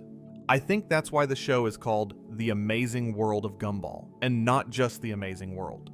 Because the world is only amazing because Gumball is in it. Without him, without his specific, contradictory, infuriating, loving way of being, Elmore would just be a weird town full of weird people. It's Gumball's engagement with the world, his refusal to be passive, his insistence on caring even when it's irrational. That's what makes it amazing. All right, I've been going for a while now, and I know some of you are probably already drifting off, and that's perfect. That's what this is for. Just let the voice be background noise for a little while. Let the ideas settle into the quiet places. But before I go, I want to share one more thought. A thought that I keep coming back to whenever I rewatch this show. And it has to do with why I think Gumball is especially relevant right now. We live in a time of radical uncertainty. I don't need to list the reasons. You know what they are. The ground beneath us feels unstable. The rules keep changing. The future is unclear. And in the face of that uncertainty, there's a temptation to retreat into cynicism, into nihilism, into the comfortable numbness of not caring because caring hurts. And what Gumball says, what this ridiculous, beautiful, philosophically overstuffed kids show about a blue cat says, is don't retreat. Care anyway. Button mash your way through it. The world doesn't make sense, and it was never going to make sense. And the search for sense is itself a kind of sense. Love the people in front of you. Fight for the things that matter, even when fighting feels pointless. Be a loser. Be the loser who shows up every day and gets it wrong and tries again and loves too hard and cries at a goldfish's homecoming. and throws mayonnaise at pigeons because somebody told you that was the meaning of life. I think about Gumball, standing in his ruined house, world literally dissolving into sketch lines, looking at his family and saying they still have each other. And I think, yeah, that's it. That's the whole thing. The philosophy of Gumball Watterson isn't in books. It's not in lectures. It's in the daily, moment-to-moment choice to engage with a world that gives you no reason to. It's in the sugar rush that becomes an existential question. It's in the arcade machine where button mashing beats strategy. It's in the wolf girl who asks if she's lovable and the cat boy who says yes. It's in the villain who just wanted to be remembered and the hero who jumped into the void to save him. It's in the mess. Always in the mess. Because the mess is where the living happens. Gumball Watterson is 12 years old. He's probably always going to be 12 years old. But in those 12 years, across 240 episodes and however many more are coming, he's lived more philosophy than most of us will encounter in a lifetime. And the best part is, he doesn't even know it. And maybe that's the point. Maybe the best philosophers are the ones who don't know they're philosophizing, who just live their ideas instead of writing them down, who are too busy throwing food at dinner and chasing fairies and arguing with their brothers and saving their enemies to stop and think about what it all means. The meaning, after all, is in the looking, not the finding. The looking. Thanks for being here tonight. Thanks for listening to all of this. I hope at least some of it made you think, and I hope at least some of it helped you drift off. Both of those things can be true at the same time. That's kind of the whole point. The amazing world of Gumball is streaming in various places depending on where you are. Hulu has The Wonderfully Weird World of Gumball if you're in the States, and various Cartoon Network platforms and streaming services carry the original series internationally. However you can watch it, I hope you do. And I hope, when you do, you see a little bit of what I see. Not just a funny show about a blue cat, but a sustained, brilliant, deeply felt argument for the value of showing up, of being present, of being, in the face of everything, stubbornly, beautifully alive. Good night, everyone. Sleep well. Actually, wait. Hold on. I'm not done. I said good night, but I'm not done. There's more. There's always more with this show. Get comfortable again. I want to talk about a few more things that I think are crucial to understanding the full scope of Gumball's philosophy, and then we'll really wrap up. For real this time. Probably. Let me talk about something I've been skirting around, and that's the show's treatment of social media, the internet, and what it does to identity. Because Gumball was one of the first kids' shows to engage seriously with digital culture, and its observations are razor sharp. The Internet, Season 2, Episode 36, is an early example. Gumball posts an embarrassing video of himself online, and when it goes viral, the episode follows the video's journey through the literal, physical internet, depicted as a neon cityscape full of trolls, memes, and corporate advertising. The internet is personified as a space where information takes on a life of its own, separate from the intentions of the person who created it. Gumball can't take back the video. He can't control what people do with it. The moment he put it out there, it stopped being his. This is a philosophical observation about the nature of digital identity. In the physical world, your actions happen and then fade. In the digital world, everything is preserved, copied, recontextualized, weaponized. You are not who you are online. You are who the algorithm says you are. And the show understood this in 2013, before most of the adult world had fully grasped the implications. By season 5, the show's engagement with digital culture gets even more pointed. The test opens with Gumball mocking Sarah for reading BuzzFeed-style articles about inane subjects, which is itself a commentary on how internet culture encourages shallow engagement with identity. The personality quiz that labels Gumball the loser is a perfect satire of how we use digital tools to categorize ourselves, reducing complex, contradictory human beings to simple labels, because simple labels are shareable and profitable. And then there's The Shippening in Season 6, an episode about fan fiction. Sarah finds a magic notebook, and whatever she writes in it becomes reality. She starts shipping the characters of Elmore, writing romantic pairings, dramatic scenarios, completely reimagining the lives of the people around her. And the results are chaotic and often disturbing, because the characters have no say in how they're being rewritten. The philosophical commentary here is about the relationship between creators and the things they create. In the age of fan culture, the line between appreciation and appropriation gets blurred. Characters become malleable, infinitely rewritable. Their canonical identities give way to fan interpretations, and those interpretations can be just as real as the original. The shippening doesn't mock fan culture, it's too smart for that, but it does ask, what do we owe to the characters we love? Is it okay to rewrite someone else's life because it entertains us? This connects to the broader Gumball theme of identity being under constant threat. Gumball's identity was nearly overwritten by Zach. The show's format was nearly overwritten by Tobias. The world's reality was nearly overwritten by the Void. And in the shippening, the characters' identities are nearly overwritten by a fan with a magic notebook. The pattern is clear. In the world of Gumball, identity is fragile. It requires constant defense. The forces that want to reshape you into something more convenient, more marketable, more entertaining are always present. And the only defense is the stubborn insistence on being who you actually are. And you know what? I think that's actually the most important philosophical lesson the show has to offer to its target audience. Kids growing up in the age of social media face an unprecedented assault on their authentic identities. They're told to curate, to perform, to optimize. Every platform encourages them to be a version of themselves that gets likes, that generates engagement, that fits into a shareable format. And Gumball says, that performance will eat you alive. The moment you let the curated version replace the real one, you start to fade. Button mash. Be messy. Be the loser. It's the only way to stay real. Let me talk about another dimension of the show's philosophy that I think deserves attention, and that's its treatment of time. Because Gumball has a really strange, philosophically loaded relationship with time. In most animated shows, time doesn't pass. Characters don't age. Seasons change, but years don't. This is accepted as a convention of the medium. It's not questioned. It's not addressed. It just is. Gumball takes this convention and turns it into a philosophical problem. The characters are aware, on some level, that they're stuck. Nicole references how long she's been working at the Rainbow Factory. Gumball knows he's been in Miss Simeon's class forever. The show's reality is temporally frozen. The characters exist in a perpetual present, accumulating experiences and memories without aging or progressing. And the show plays this for both comedy and horror.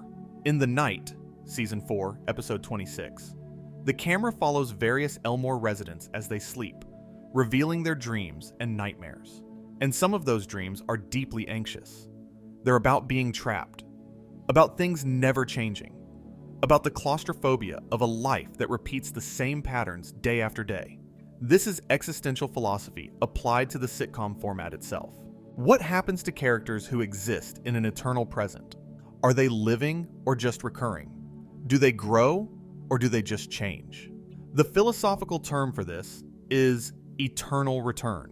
Nietzsche's idea that if time is infinite and matter is finite, then everything that can happen will happen again, infinitely. And the characters of Gumball are living in a version of that. Each episode is a new day, but the day is always, structurally, the same. There's always a problem. There's always a complication. There's always a resolution. And then it reset. But here's the beautiful thing. The show doesn't treat this as a prison. It treats it as an opportunity.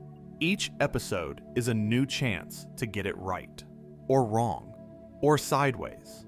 The eternal return isn't a curse in Gumball. It's a structure within which infinite variation is possible. The characters can't leave Elmore, but they can find new ways to be in Elmore. They can't grow up, but they can grow. This is actually surprisingly close to Buddhist philosophy. The idea that liberation doesn't come from escaping the cycle of existence, but from changing your relationship to it. You don't leave the wheel. You learn to ride it. And Gumball, who will always be 12, who will always live in Elmore, who will always be in Miss Simeon's class, learns episode by episode, to ride the wheel. Not to escape his circumstances, but to find meaning within them. Which brings me to something I want to explore in a bit more depth.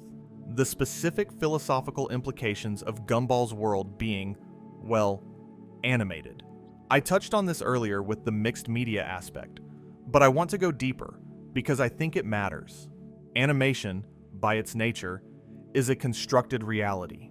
Every frame is drawn, rendered, or assembled by human hands. Nothing in animation is natural. It's all intentional, all designed. And Gumball, more than almost any other animated show, makes this construction visible. The backgrounds are photographs. The characters are drawings placed on top of those photographs. The seams are intentionally left showing. You can always see that Gumball doesn't quite belong in his world, because his world is a photograph, and he's a cartoon. This is the human condition, rendered as visual style. We're all a little bit like Gumball, conscious beings placed into a physical world that wasn't designed for us. Navigating environments we didn't choose. Interacting with systems we didn't create. The seams of our existence are usually invisible to us, but they're there. The arbitrary rules of physics, the random circumstances of birth, the social structures that shape our options. Gumball's visible seams are just an externalization of the invisible ones we all live with. And the show's use of multiple animation styles for different characters extends this metaphor beautifully. Everyone in Elmore is made differently. Not just biologically different, ontologically different. They exist according to different rules. Banana Joe is 2D and can be peeled. Tina Rex is 3D and can bite through walls. Sussy is live action and exists in a fundamentally different visual plane. And yet, they all attend the same school, shop at the same stores, share the same streets. This is what diversity actually looks like, philosophically speaking. Not just different appearances sharing a space, but different ways of being sharing a reality. The characters of Elmore don't just look different, they are different, down to the medium that composes them. And the show says, that's fine. That's not just fine, that's the point. A world where everyone was rendered the same way would be boring. It would be the world the void wants. Homogeneous, predictable, mistake-free, and it would be dead. You know, I want to talk about one more episode before I truly close this out. And it's an episode that I think perfectly encapsulates the show's relationship with optimism and pessimism. A tension that sits at the very heart of Gumball's philosophical identity. The Bumpkin, Season 2, Episode 18. Gumball's classmate Idaho, the potato, invites the family to visit his family's farm. And Gumball is horrified. He's a city kid. Well, a suburb kid. And the idea of living without technology, without convenience, without the modern world, strikes him as barbaric. He mocks the simplicity of farm life. He's condescending and rude. Classic Gumball. But then something shifts. As the episode progresses, Gumball starts to see the appeal, the peace, the simplicity, the connection to the earth and to each other that the rural lifestyle offers.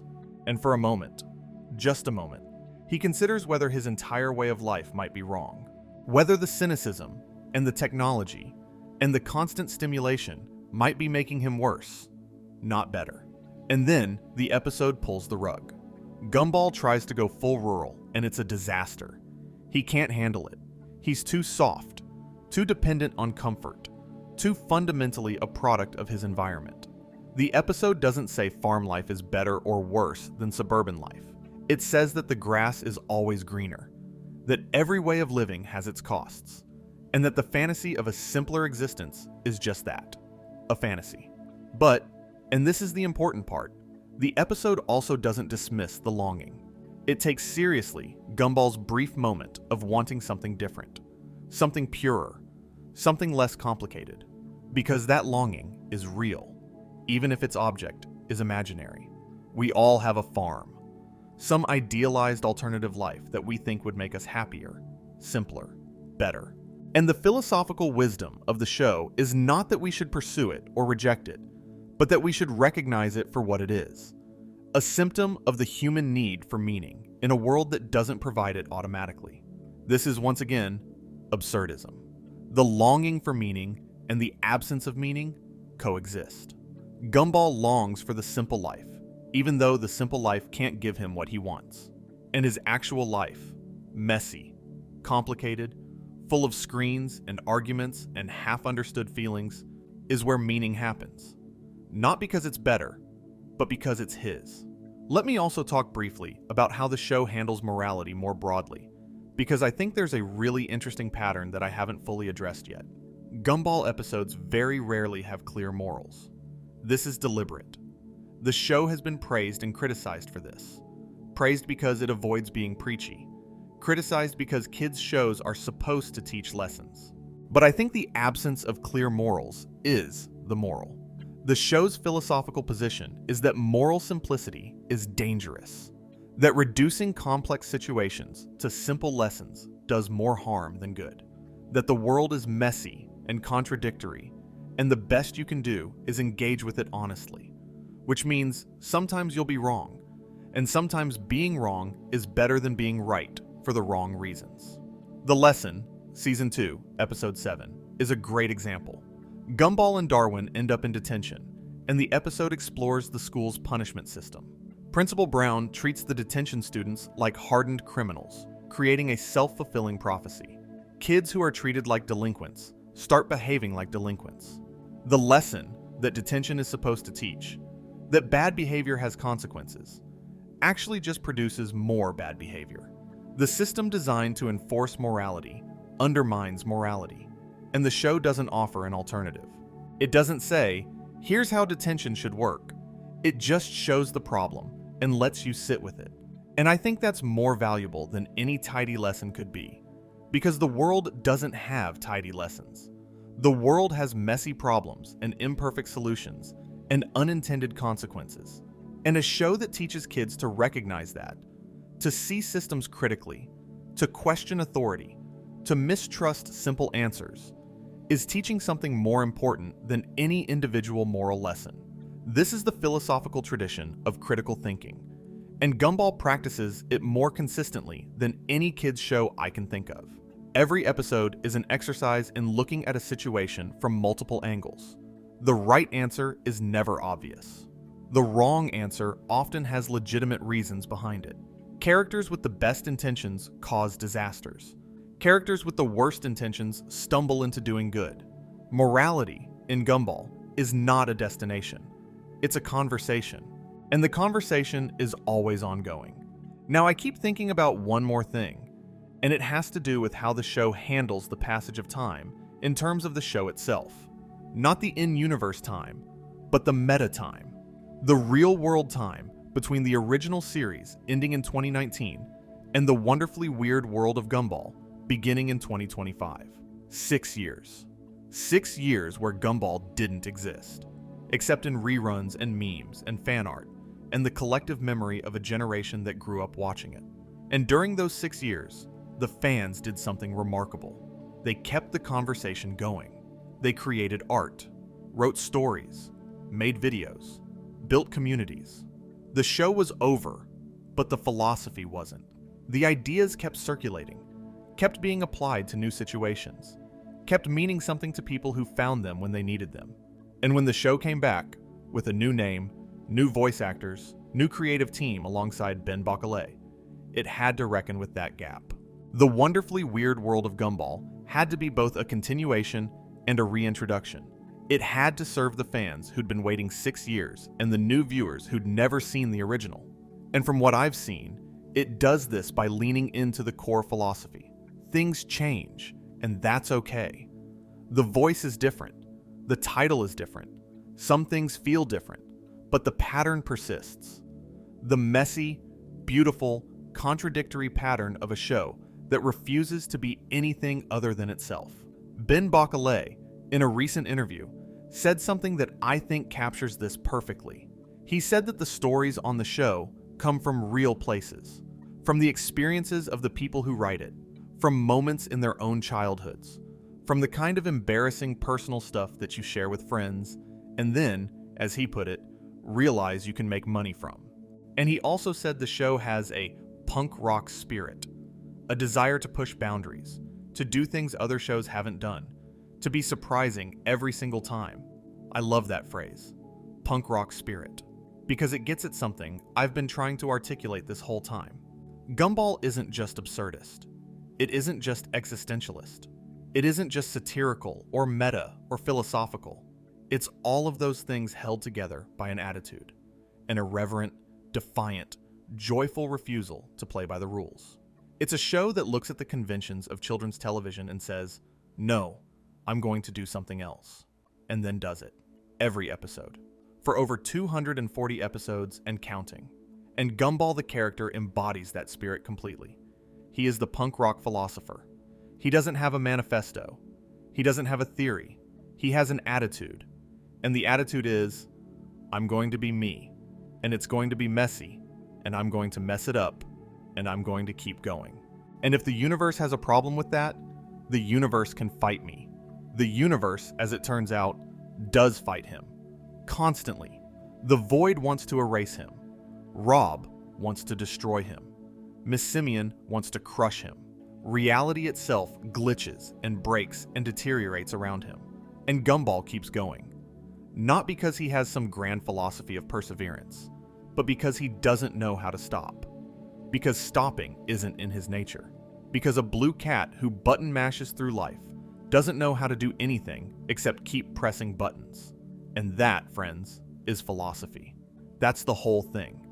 Not the words, the living, not the theory, the practice. Not knowing what the meaning of life is, but looking for it anyway, every day, with maximum effort and minimal comprehension, surrounded by the weirdest possible companions, in the most absurd possible world, and calling it amazing. Okay, now I'm actually done. For real this time. I promise. Let me take one more moment to thank you for being here.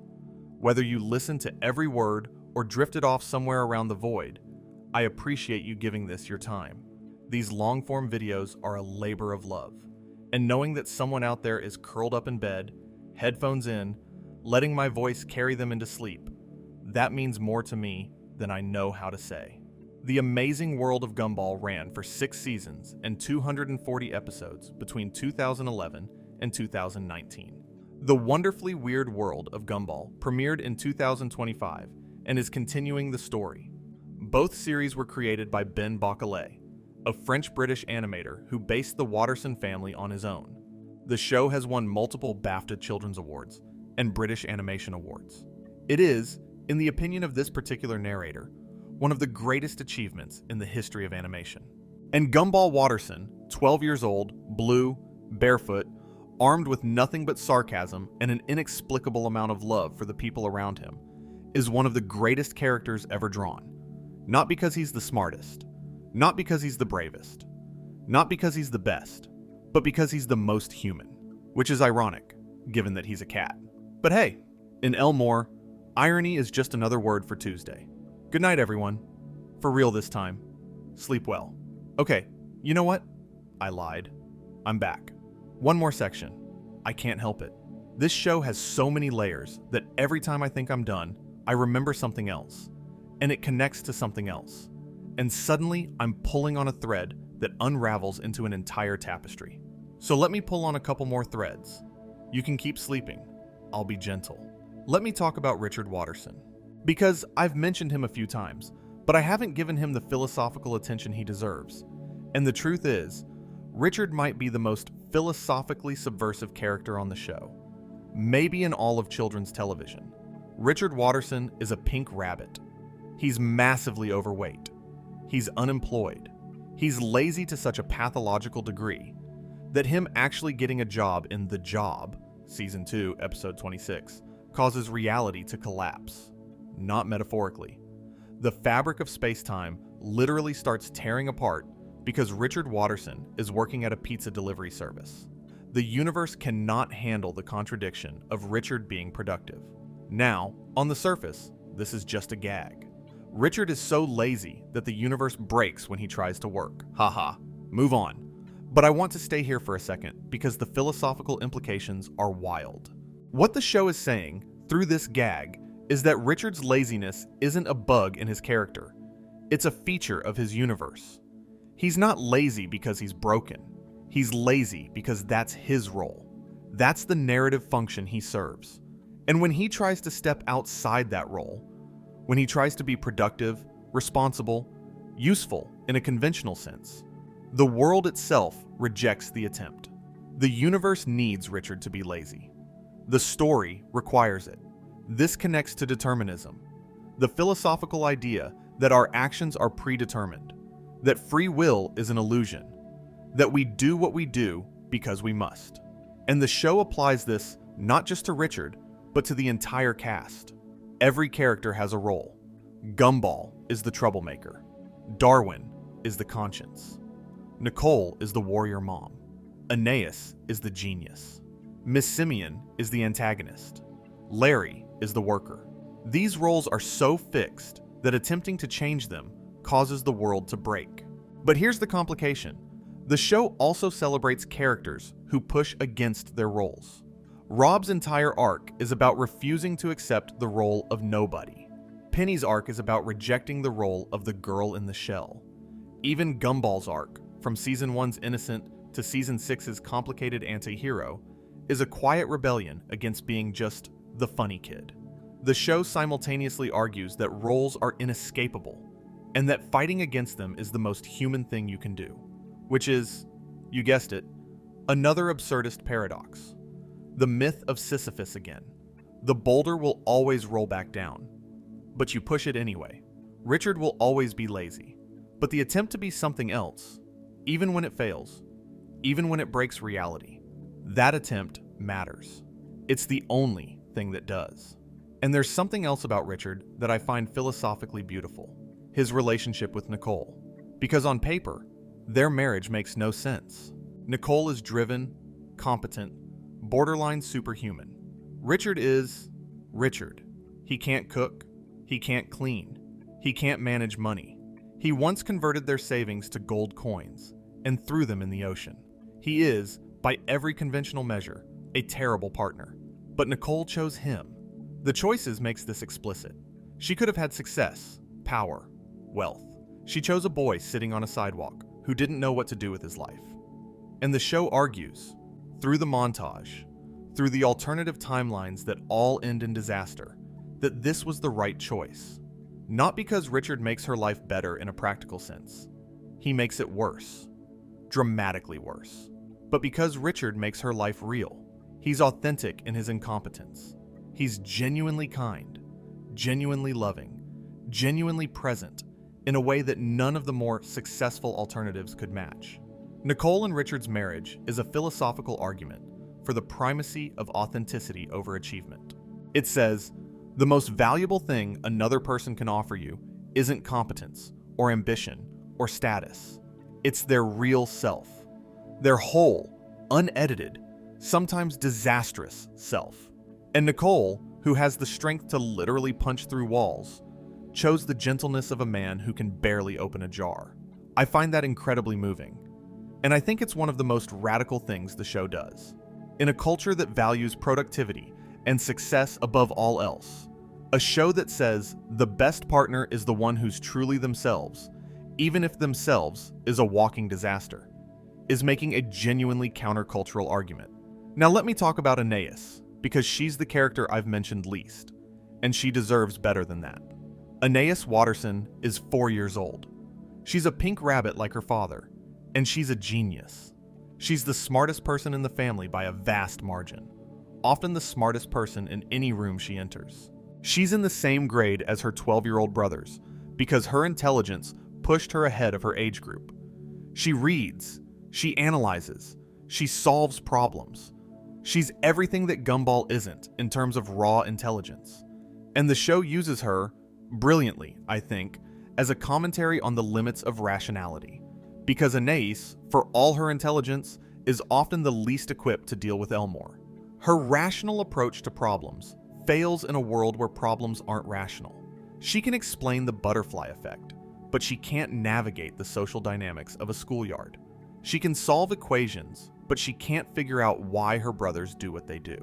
Her genius, in the context of Elmore, is almost a disability.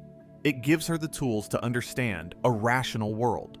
But Elmore is not a rational world. And this is a genuinely interesting philosophical position for a show to take. Most media glorifies intelligence. The smart character is usually the one who saves the day, figures out the puzzle, sees what others miss. But Gumball argues that in an absurd world, intelligence might be less useful than instinct, less valuable than empathy, less important than the sheer stubborn willingness to keep going that Gumball exhibits. Aeneas sees the world clearly. Gumball sees it through a fog of ego and emotion and impulse. And the show consistently suggests that Gumball's foggy vision is more suited to navigating Elmore than Aeneas's clarity.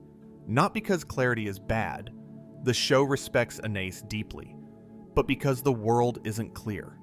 It's a mess, and the best tool for navigating a mess isn't a map. It's a tolerance for confusion. This connects to a philosophical tradition called negative capability, a term coined by the poet John Keats to describe the ability to be in uncertainties, mysteries, doubts, without any irritable reaching after fact and reason. Gumball has negative capability in abundance. He can sit with confusion. He can tolerate not knowing. He can act without understanding. Aeneas, brilliant as she is, struggles with all of these things. She needs to understand before she can act. And in Elmore, waiting to understand means missing the moment entirely. The dynamic between Gumball and Aeneas is the dynamic between intuition and analysis, between action and understanding, between the heart and the head. And the show argues, not explicitly, never explicitly, because Gumball doesn't do explicit, that both are necessary, that the best responses to life's chaos come from combining Gumball's willingness to leap with Aeneas's ability to look, that neither one alone is sufficient. In The Remote, way back in Season 2, Episode 1, the entire family competes for control of the TV remote, and each person's strategy reveals their philosophical orientation. Nicole is strategic and ruthless. Richard is chaotic and accidental. Aeneas is methodical and calculating. Darwin is cooperative and compassionate. And Gumball is improvisational and unpredictable. The episode doesn't declare a winner in any moral sense. The conflict is the point. The family is a philosophical microcosm, each member representing a different approach to the same fundamental question. How do you get what you want in a world where everyone else wants something different? And the answer, of course, is you don't. Not fully. Not cleanly. You compromise. You argue.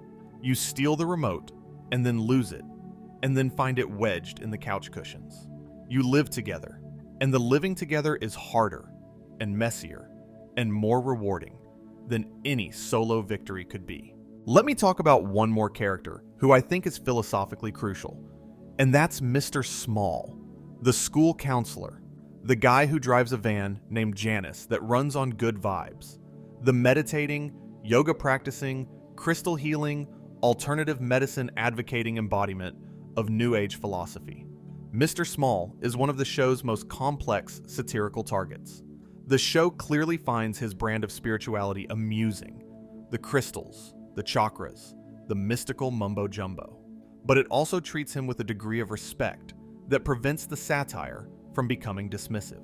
Because Mr. Small, for all his flakiness, is genuinely searching. He's genuinely trying to find meaning, to help his students, to make sense of a world that he, on some level, recognizes is deeply strange. And remember, in The Question, Mr. Small is the character who has the answer to the meaning of life. He's the one chasing Gumball and Darwin throughout the entire episode, desperately trying to share what he knows. And the show never lets him deliver it. He's always too late, always one step behind, always thwarted by slapstick or bad luck. I think this is the show's commentary on a certain kind of philosophical seeking, the kind that's always about to arrive at the truth but never quite gets there. Mr. Small has devoted his life to finding answers, and the universe rewards him by perpetually denying him the chance to share them. He knows something, but knowledge without communication is meaningless. What's the point of having the answer if you can't tell anyone? And there's a reading of this that's quite sad, actually. Mr. Small might be the most awake character in Elmore, the one who senses the strangeness of the world, who knows about the void. He enters it in the void, albeit with his memory erased afterward, who tries to live in harmony with forces he can't fully understand. And his reward for all of this awareness is irrelevance. The students ignore him. The faculty tolerates him. The universe pranks him. Being spiritually aware, in the world of Gumball, doesn't grant you authority or respect. It just makes you the weird teacher everyone avoids. But, and this is the part I think is crucial, Mr. Small is happy, despite everything, despite being ignored and mocked and denied his moments of wisdom. He's the most content character in the show, arguably. He has Janice. He has his meditation. He has his beliefs. And the show doesn't mock his contentment. It presents it as a genuine achievement. In a world full of anxious, driven, frustrated people, Mr. Small has found a kind of peace. It's weird peace. It's unconventional peace. But it's real. And I think the show's message about spirituality is this. It's silly. It's impractical. It doesn't give you the answers you think it does. And it might be the sanest response to an insane world. Mr. Small is simultaneously ridiculous and wise. And the show holds both of those truths without flinching. You know, I want to touch on one more philosophical thread before I close. And I promise this really is the last one. And that's the show's treatment of happiness itself. Because I think Gumball has something genuinely original to say about happiness. And it goes against almost everything our culture tells us. Our culture says happiness is a goal, something you achieve, something you pursue through the right choices, the right career, the right relationship, the right lifestyle. Happiness is at the end of a path, and if you're not happy, it's because you're on the wrong path. Gumball says, happiness is a state. It's not something you find at the end of a journey. It's something you carry with you, or you don't. It's a way of being in the world, not a result of specific circumstances. Think about the Wattersons. By any external measure, they should not be happy. They're broke. Their house is falling apart. Their patriarch is unemployable. Their school is run by a 300-million-year-old sadist. Their town is built on a cosmic void that erases people for being boring.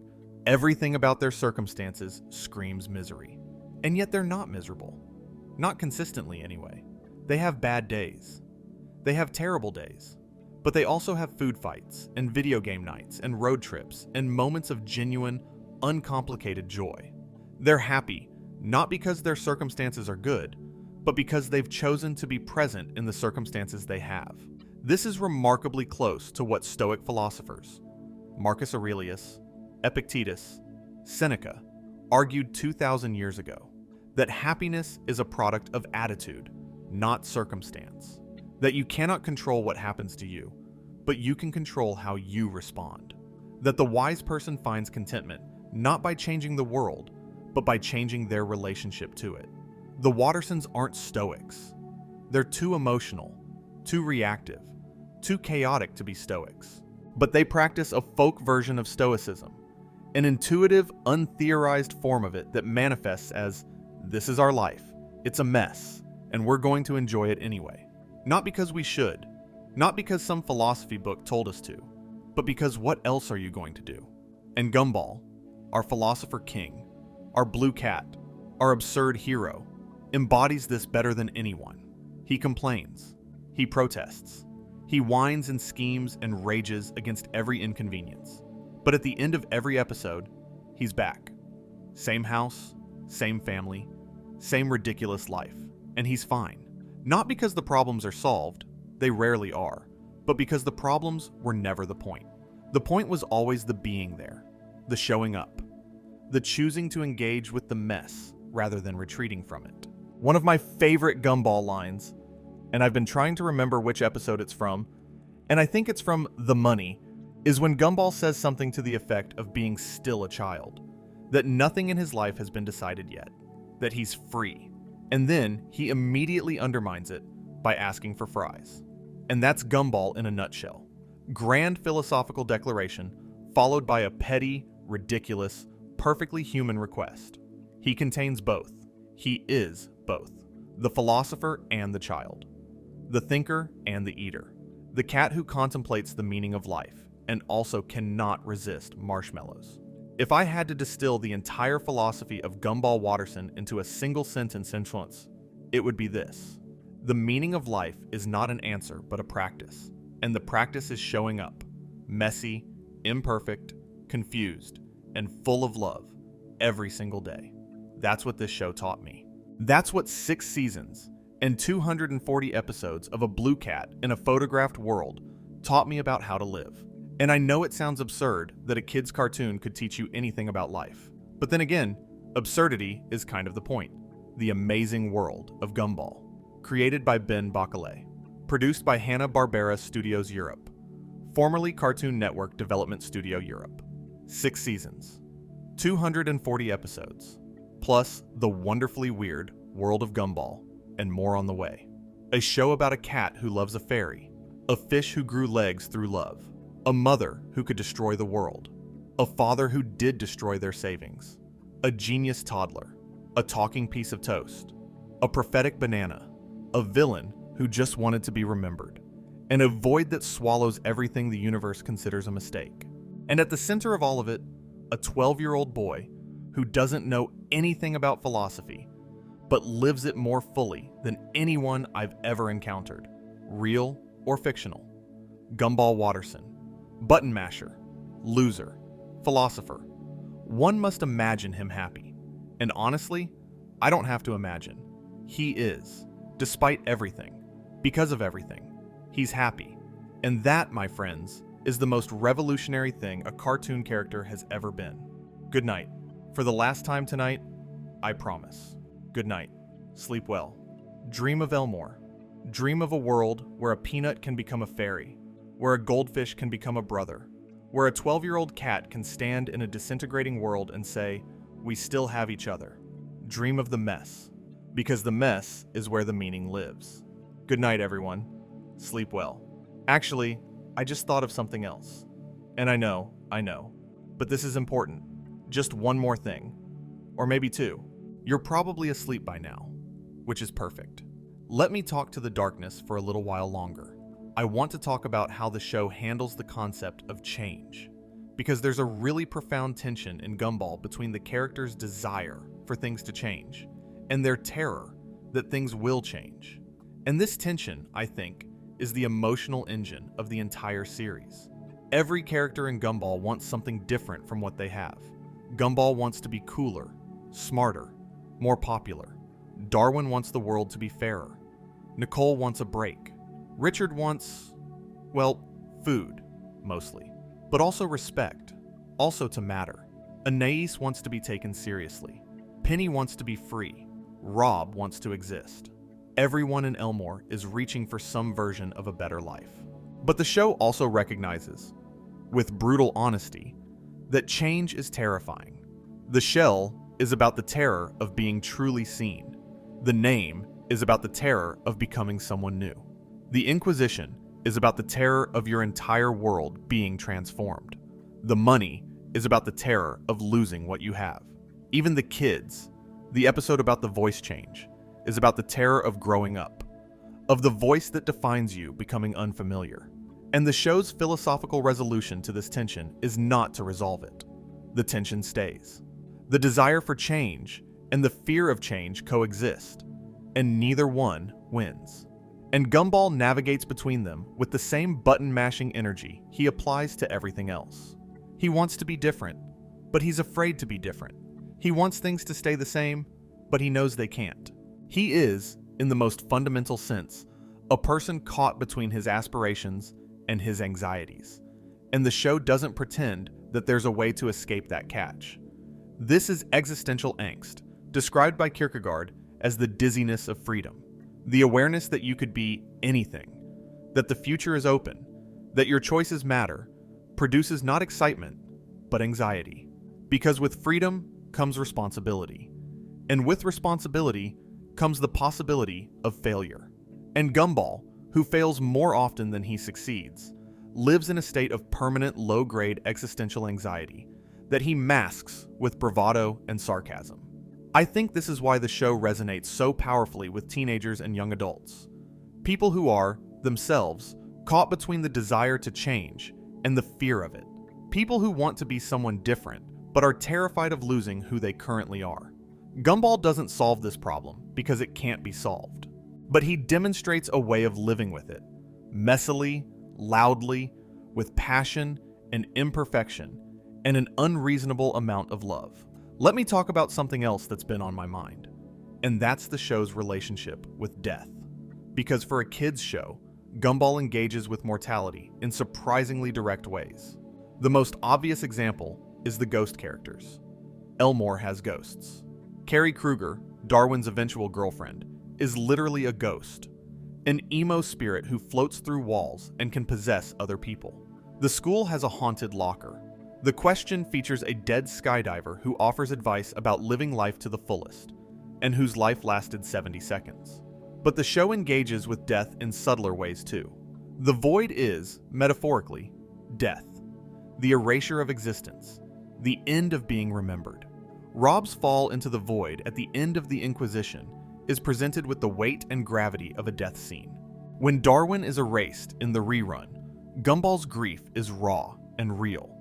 And then, in the most disturbing twist, he almost immediately forgets Darwin existed. The grief is erased along with the person, which is somehow worse than the grief itself. The philosophical idea here is that death in Gumball's world isn't about physical cessation. It's about being forgotten. The void doesn't kill you. It makes it so that you never were. Your friends don't mourn you because they can't remember you. Your legacy disappears.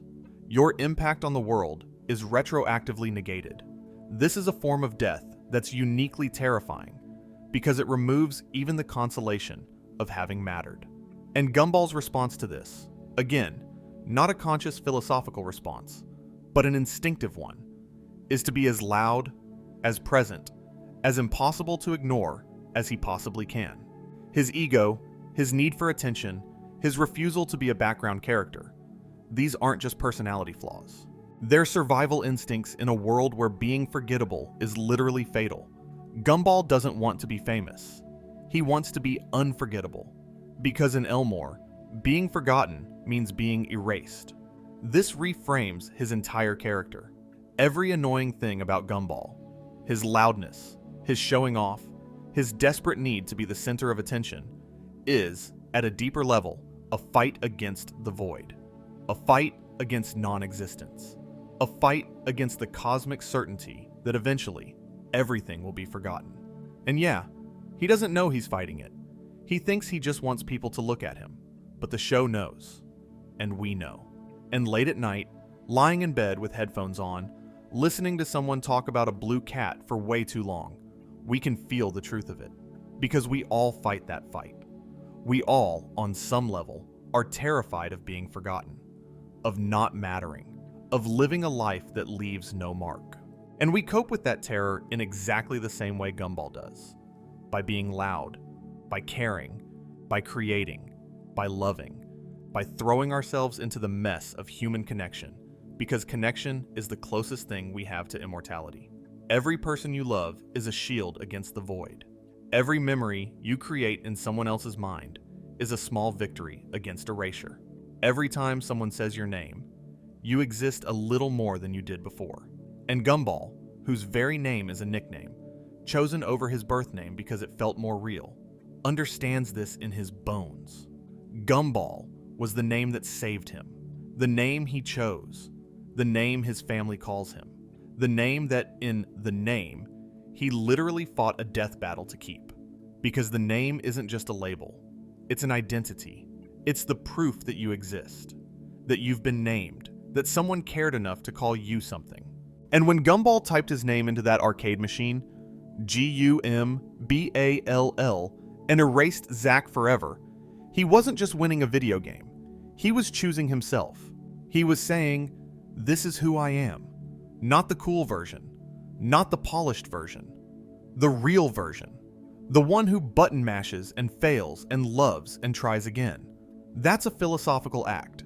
It might be the most important philosophical act there is. The choice to be yourself in a world that would rather you be someone else. The declaration that you exist, that you have a name, that you will not be erased. Gumball Watterson made that choice at 12 years old, in an arcade, in a cartoon. And 25,000 words later, I'm still trying to articulate why it matters so much. Maybe because we all need to make that choice. Every day. Every moment. In a world of algorithms and personas and curated identities and social media and performance, and the relentless pressure to be someone, anyone, other than who we actually are, we need to type our name into the machine. We need to choose the messy, imperfect, embarrassing, genuine version of ourselves and fight for it. We need to button mash, because the void is always there. Not in the literal sense. We don't live in Elmore, thankfully, but in the metaphorical sense. The forces that want to erase us, to smooth us out, to make us normal and predictable and easy to categorize, those forces are real. And the only defense against them is the stubborn, irrational, beautiful insistence on being exactly who you are. Even if who you are is a 12-year-old blue cat with no shoes and a sweater found in a sewage outlet. Especially if that's who you are. The philosophy of Gumball Watterson. The philosophy of the mess. The philosophy of showing up, falling down, getting up, falling down again, getting up again, and calling the whole thing amazing. Because it is. Despite the void, despite the glitches, despite the 300-million-year-old teacher, and the bankrupt family, and the universe that might be a TV show that could end at any moment. It's amazing. And that, right there, is the philosophy. Not that the world is amazing. That's too easy. But that the world can be called amazing by someone who knows exactly how broken it is. By someone who has seen the void and felt the static and watched reality degrade to sticky notes. By someone who, with full knowledge of the absurd, still looks at this impossible, ridiculous, glitching, beautiful world and says, yeah, this is mine. This is amazing. That's the philosophy. That's Gumball. Good night. For real. I'm going to stop talking now. Sleep well, everyone. And tomorrow, when you wake up and the world doesn't make sense, and everything feels like too much, and you can't remember the meaning of life, remember this. You don't need to remember it. You just need to look for it. And the looking is enough. The looking is always enough. Good night. And look, one truly final thing. I promise on everything, but I need to talk about the animation one more time because I think I undersold it earlier. And if you're lying there in the dark, I want you to picture this. Imagine a scene from the show. Any scene. Let's say it's the Wattersons sitting at their kitchen table. The table is a real photograph of a table. The kitchen is a real photograph of a kitchen. Slightly worn, slightly messy, with real shadows and real light falling across real surfaces. And sitting at that table are 5 cartoon characters, drawn in flat 2D, outlined in black. Their movements smooth and snappy in a way that real objects never are. Gumball's oversized head bounces when he talks. Nicole's whiskers twitch. Richard's bulk shifts in his chair with a weight that's entirely suggested by the animation, because he's a flat drawing and has no actual mass. Outside the window, you can see the yard, a real photograph, slightly blurred, of grass and a fence and a neighbor's house. And through that window, you might also see Tina Rex, a fully 3D rendered Tyrannosaurus, textured and shaded like something from a Pixar film, walking down the street. And in the background, maybe there's a character like Penny's dad Patrick, who's rendered in a slightly different 2D style than the Wattersons. And somewhere, Sussy, the live-action chin puppet, might walk through the frame, existing in a completely different visual dimension than everything else. All of this happens in a single frame, a single moment, and your brain processes it without effort because the show has trained you over hundreds of episodes to accept visual chaos as normal, to see the seams and not care about the seams, to understand that unity doesn't require uniformity. I keep coming back to this because I think the animation is the philosophy. It's not a delivery mechanism for the philosophy. It is it. The medium is the message, as Marshall McLuhan said. And the message of Gumball's animation is, different things can coexist. Different ways of being can share a space. The world is a collage, not a painting. It's made of pieces that don't match, held together by nothing more than the fact that they're all here, in the same frame, at the same time. And that's a philosophy of coexistence that I think the world needs right now more than ever. The idea that you don't have to agree on what reality looks like in order to share it. That a 2D cat and a 3D dinosaur and a live-action chin puppet can sit in the same classroom and argue about the same homework and be part of the same community. That's a radical vision of what community could be. Not homogeneity, not agreement, just presence, just being here, together, in all our different styles and formats and ways of existing. And Gumball, our hero, our philosopher, our loser, navigates this visual chaos every day. He doesn't comment on it because, to him, it's just how things are. He doesn't find it remarkable that his best friend is a goldfish who grew legs, that his teacher is a 300-million-year-old baboon, that his girlfriend shapeshifts based on her emotions. These things are just his life, and his acceptance of them isn't tolerance. It's deeper than tolerance. It's the inability to imagine things being any other way, and that, maybe, is the most hopeful thing the show has to offer. Not that we should learn to tolerate difference, but that we should become so immersed in it that we forget it's different. That the goal isn't to accept the weird, it's to forget that the weird is weird, to just see it as how things are, as normal, as home. Elmore is home because Gumball is in it. Gumball is Gumball because Elmore shaped him. The character and the world create each other, define each other, need each other. Take Gumball out of Elmore and he's just a cartoon cat. Take Elmore away from Gumball and it's just a weird town. Together, they're amazing. The title says so. And the show, across every episode, in every frame, proves it. I also want to mention something I've been thinking about in terms of the show's legacy, because I think it's relevant to the philosophical picture. The Amazing World of Gumball premiered in 2011, the same year as Adventure Time's second season, regular show's second season, and a few months before Gravity Falls would begin. It was part of this extraordinary wave of animated television that treated children's media as a serious artistic form, a wave that produced some of the most philosophically and emotionally rich storytelling of the decade. And within that wave, Gumball carved out a unique niche. It wasn't the fantasy epic that Adventure Time was. It wasn't the nostalgia trip that regular show was. It wasn't the mystery that Gravity Falls was. It was the satire, the deconstruction, the show that looked at the format of children's animation itself and asked, what is this? Why does it look like this? What does it mean that we tell stories this way? What happens when the story becomes aware of itself? These are postmodern questions, and Gumball is, at its core, a postmodern show. It questions the frameworks it exists within. It draws attention to its own construction. It breaks the fourth wall, not as a gag, but as a philosophical statement. And it does all of this while also being a genuinely moving, emotionally honest portrait of a family. That combination, postmodern self-awareness and emotional sincerity, is extraordinarily rare. Most postmodern art is ironic and detached. Most emotionally sincere art avoids self-awareness because self-awareness can undermine emotional investment. Gumball manages both simultaneously. It's a show that knows it's a show and also really, genuinely, deeply cares about the characters in it.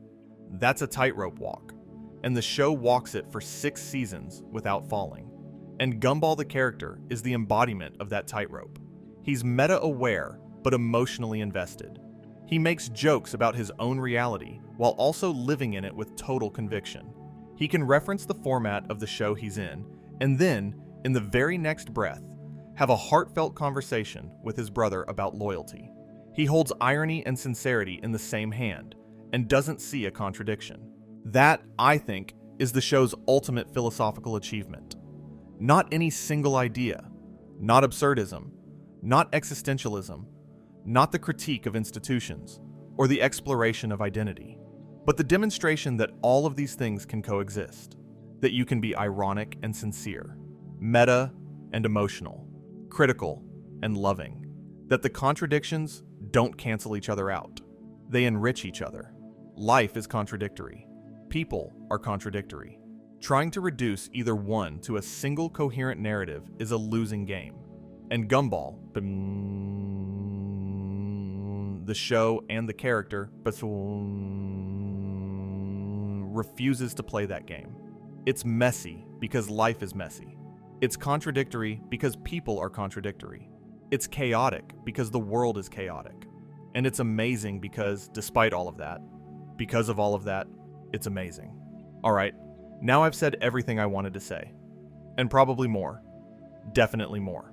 25,000 words more. About a blue cat. In a photograph.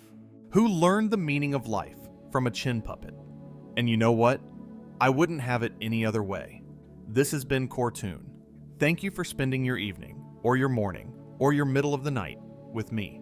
Thank you for caring about cartoons. Thank you for believing, as I do, that animation is art, that children's media matters, and that a show about a 12-year-old cat can contain multitudes. If you enjoyed this, subscribe. Share it with someone who loves Gumball, or someone who's never watched Gumball and needs to. Leave a comment telling me your favorite philosophical moment from the show. I'd love to know what resonated with you. And until next time, keep button mashing. Keep looking for the meaning. Keep showing up. Good night, everyone. Sleep well. You know what? There's one tiny thing I forgot to mention, and it's been nagging at me. The show's relationship with its own creator. Ben Bocquelet was born in Paris in 1980 and moved to London to pursue animation. He worked at Studio AKA on commercials before joining Cartoon Network Development Studio Europe in 2007. His original pitch for the show was about reject cartoon characters in a remedial school, learning how to be more mainstream and appealing. The network thought that concept was too sad, so he revised it into a family sitcom. But that original pitch, the idea of characters who exist because they failed, who are studying how to be acceptable, who are fundamentally defined by their inadequacy, never fully went away. It's baked into the DNA of the show. Every character in Elmore is on some level a reject, a mistake, something the universe wasn't sure it wanted. And the show takes these rejects and builds a world around them. A world that, despite everything, is called amazing. Bocquelet named the characters after his own family. Richard is his father, a giant man-child, as he described him. Nicole is his mother, strong-willed, competent, the backbone of everything.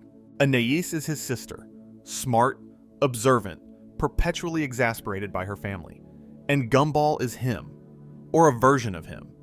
A version that's dumber and louder and bluer, but recognizable. The creation drawing from the creator. The fiction reflecting the fact. There's something beautiful about that. A man creates a world and populates it with versions of the people he loves most. He gives them problems that echo his own. He lets them struggle and fail and fight and reconcile. And through them, he works out his own relationship with family, with identity, with meaning, with the absurdity of being alive. That's what art does. That's what all art does. At its best, it takes the personal and makes it universal. It takes the specific and makes it resonant. It takes a French-British animator's memories of his family and turns them into a philosophy that reaches millions of people they'll never meet. The Amazing World of Gumball is a personal show masquerading as a universal one. Or maybe it's a universal show masquerading as a personal one. Either way, the sincerity at its core, the genuine love that Bocquelet has for these characters and this world, is what gives the philosophy its weight. Without that love, the absurdism would be cold. The existentialism would be bleak. The meta-awareness would be clever but empty. It's the love that makes it mean something.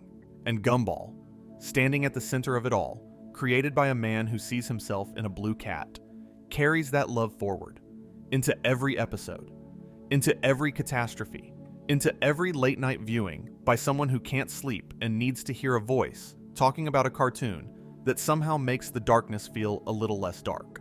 That's the philosophy. That's the whole thing. Love in the mess, meaning in the search, life in the living. Good night. Sleep well. Dream of Elmore. And if you can't dream, that's okay too. Just listen. I'll be here. We'll all be here. In the amazing world. Good night.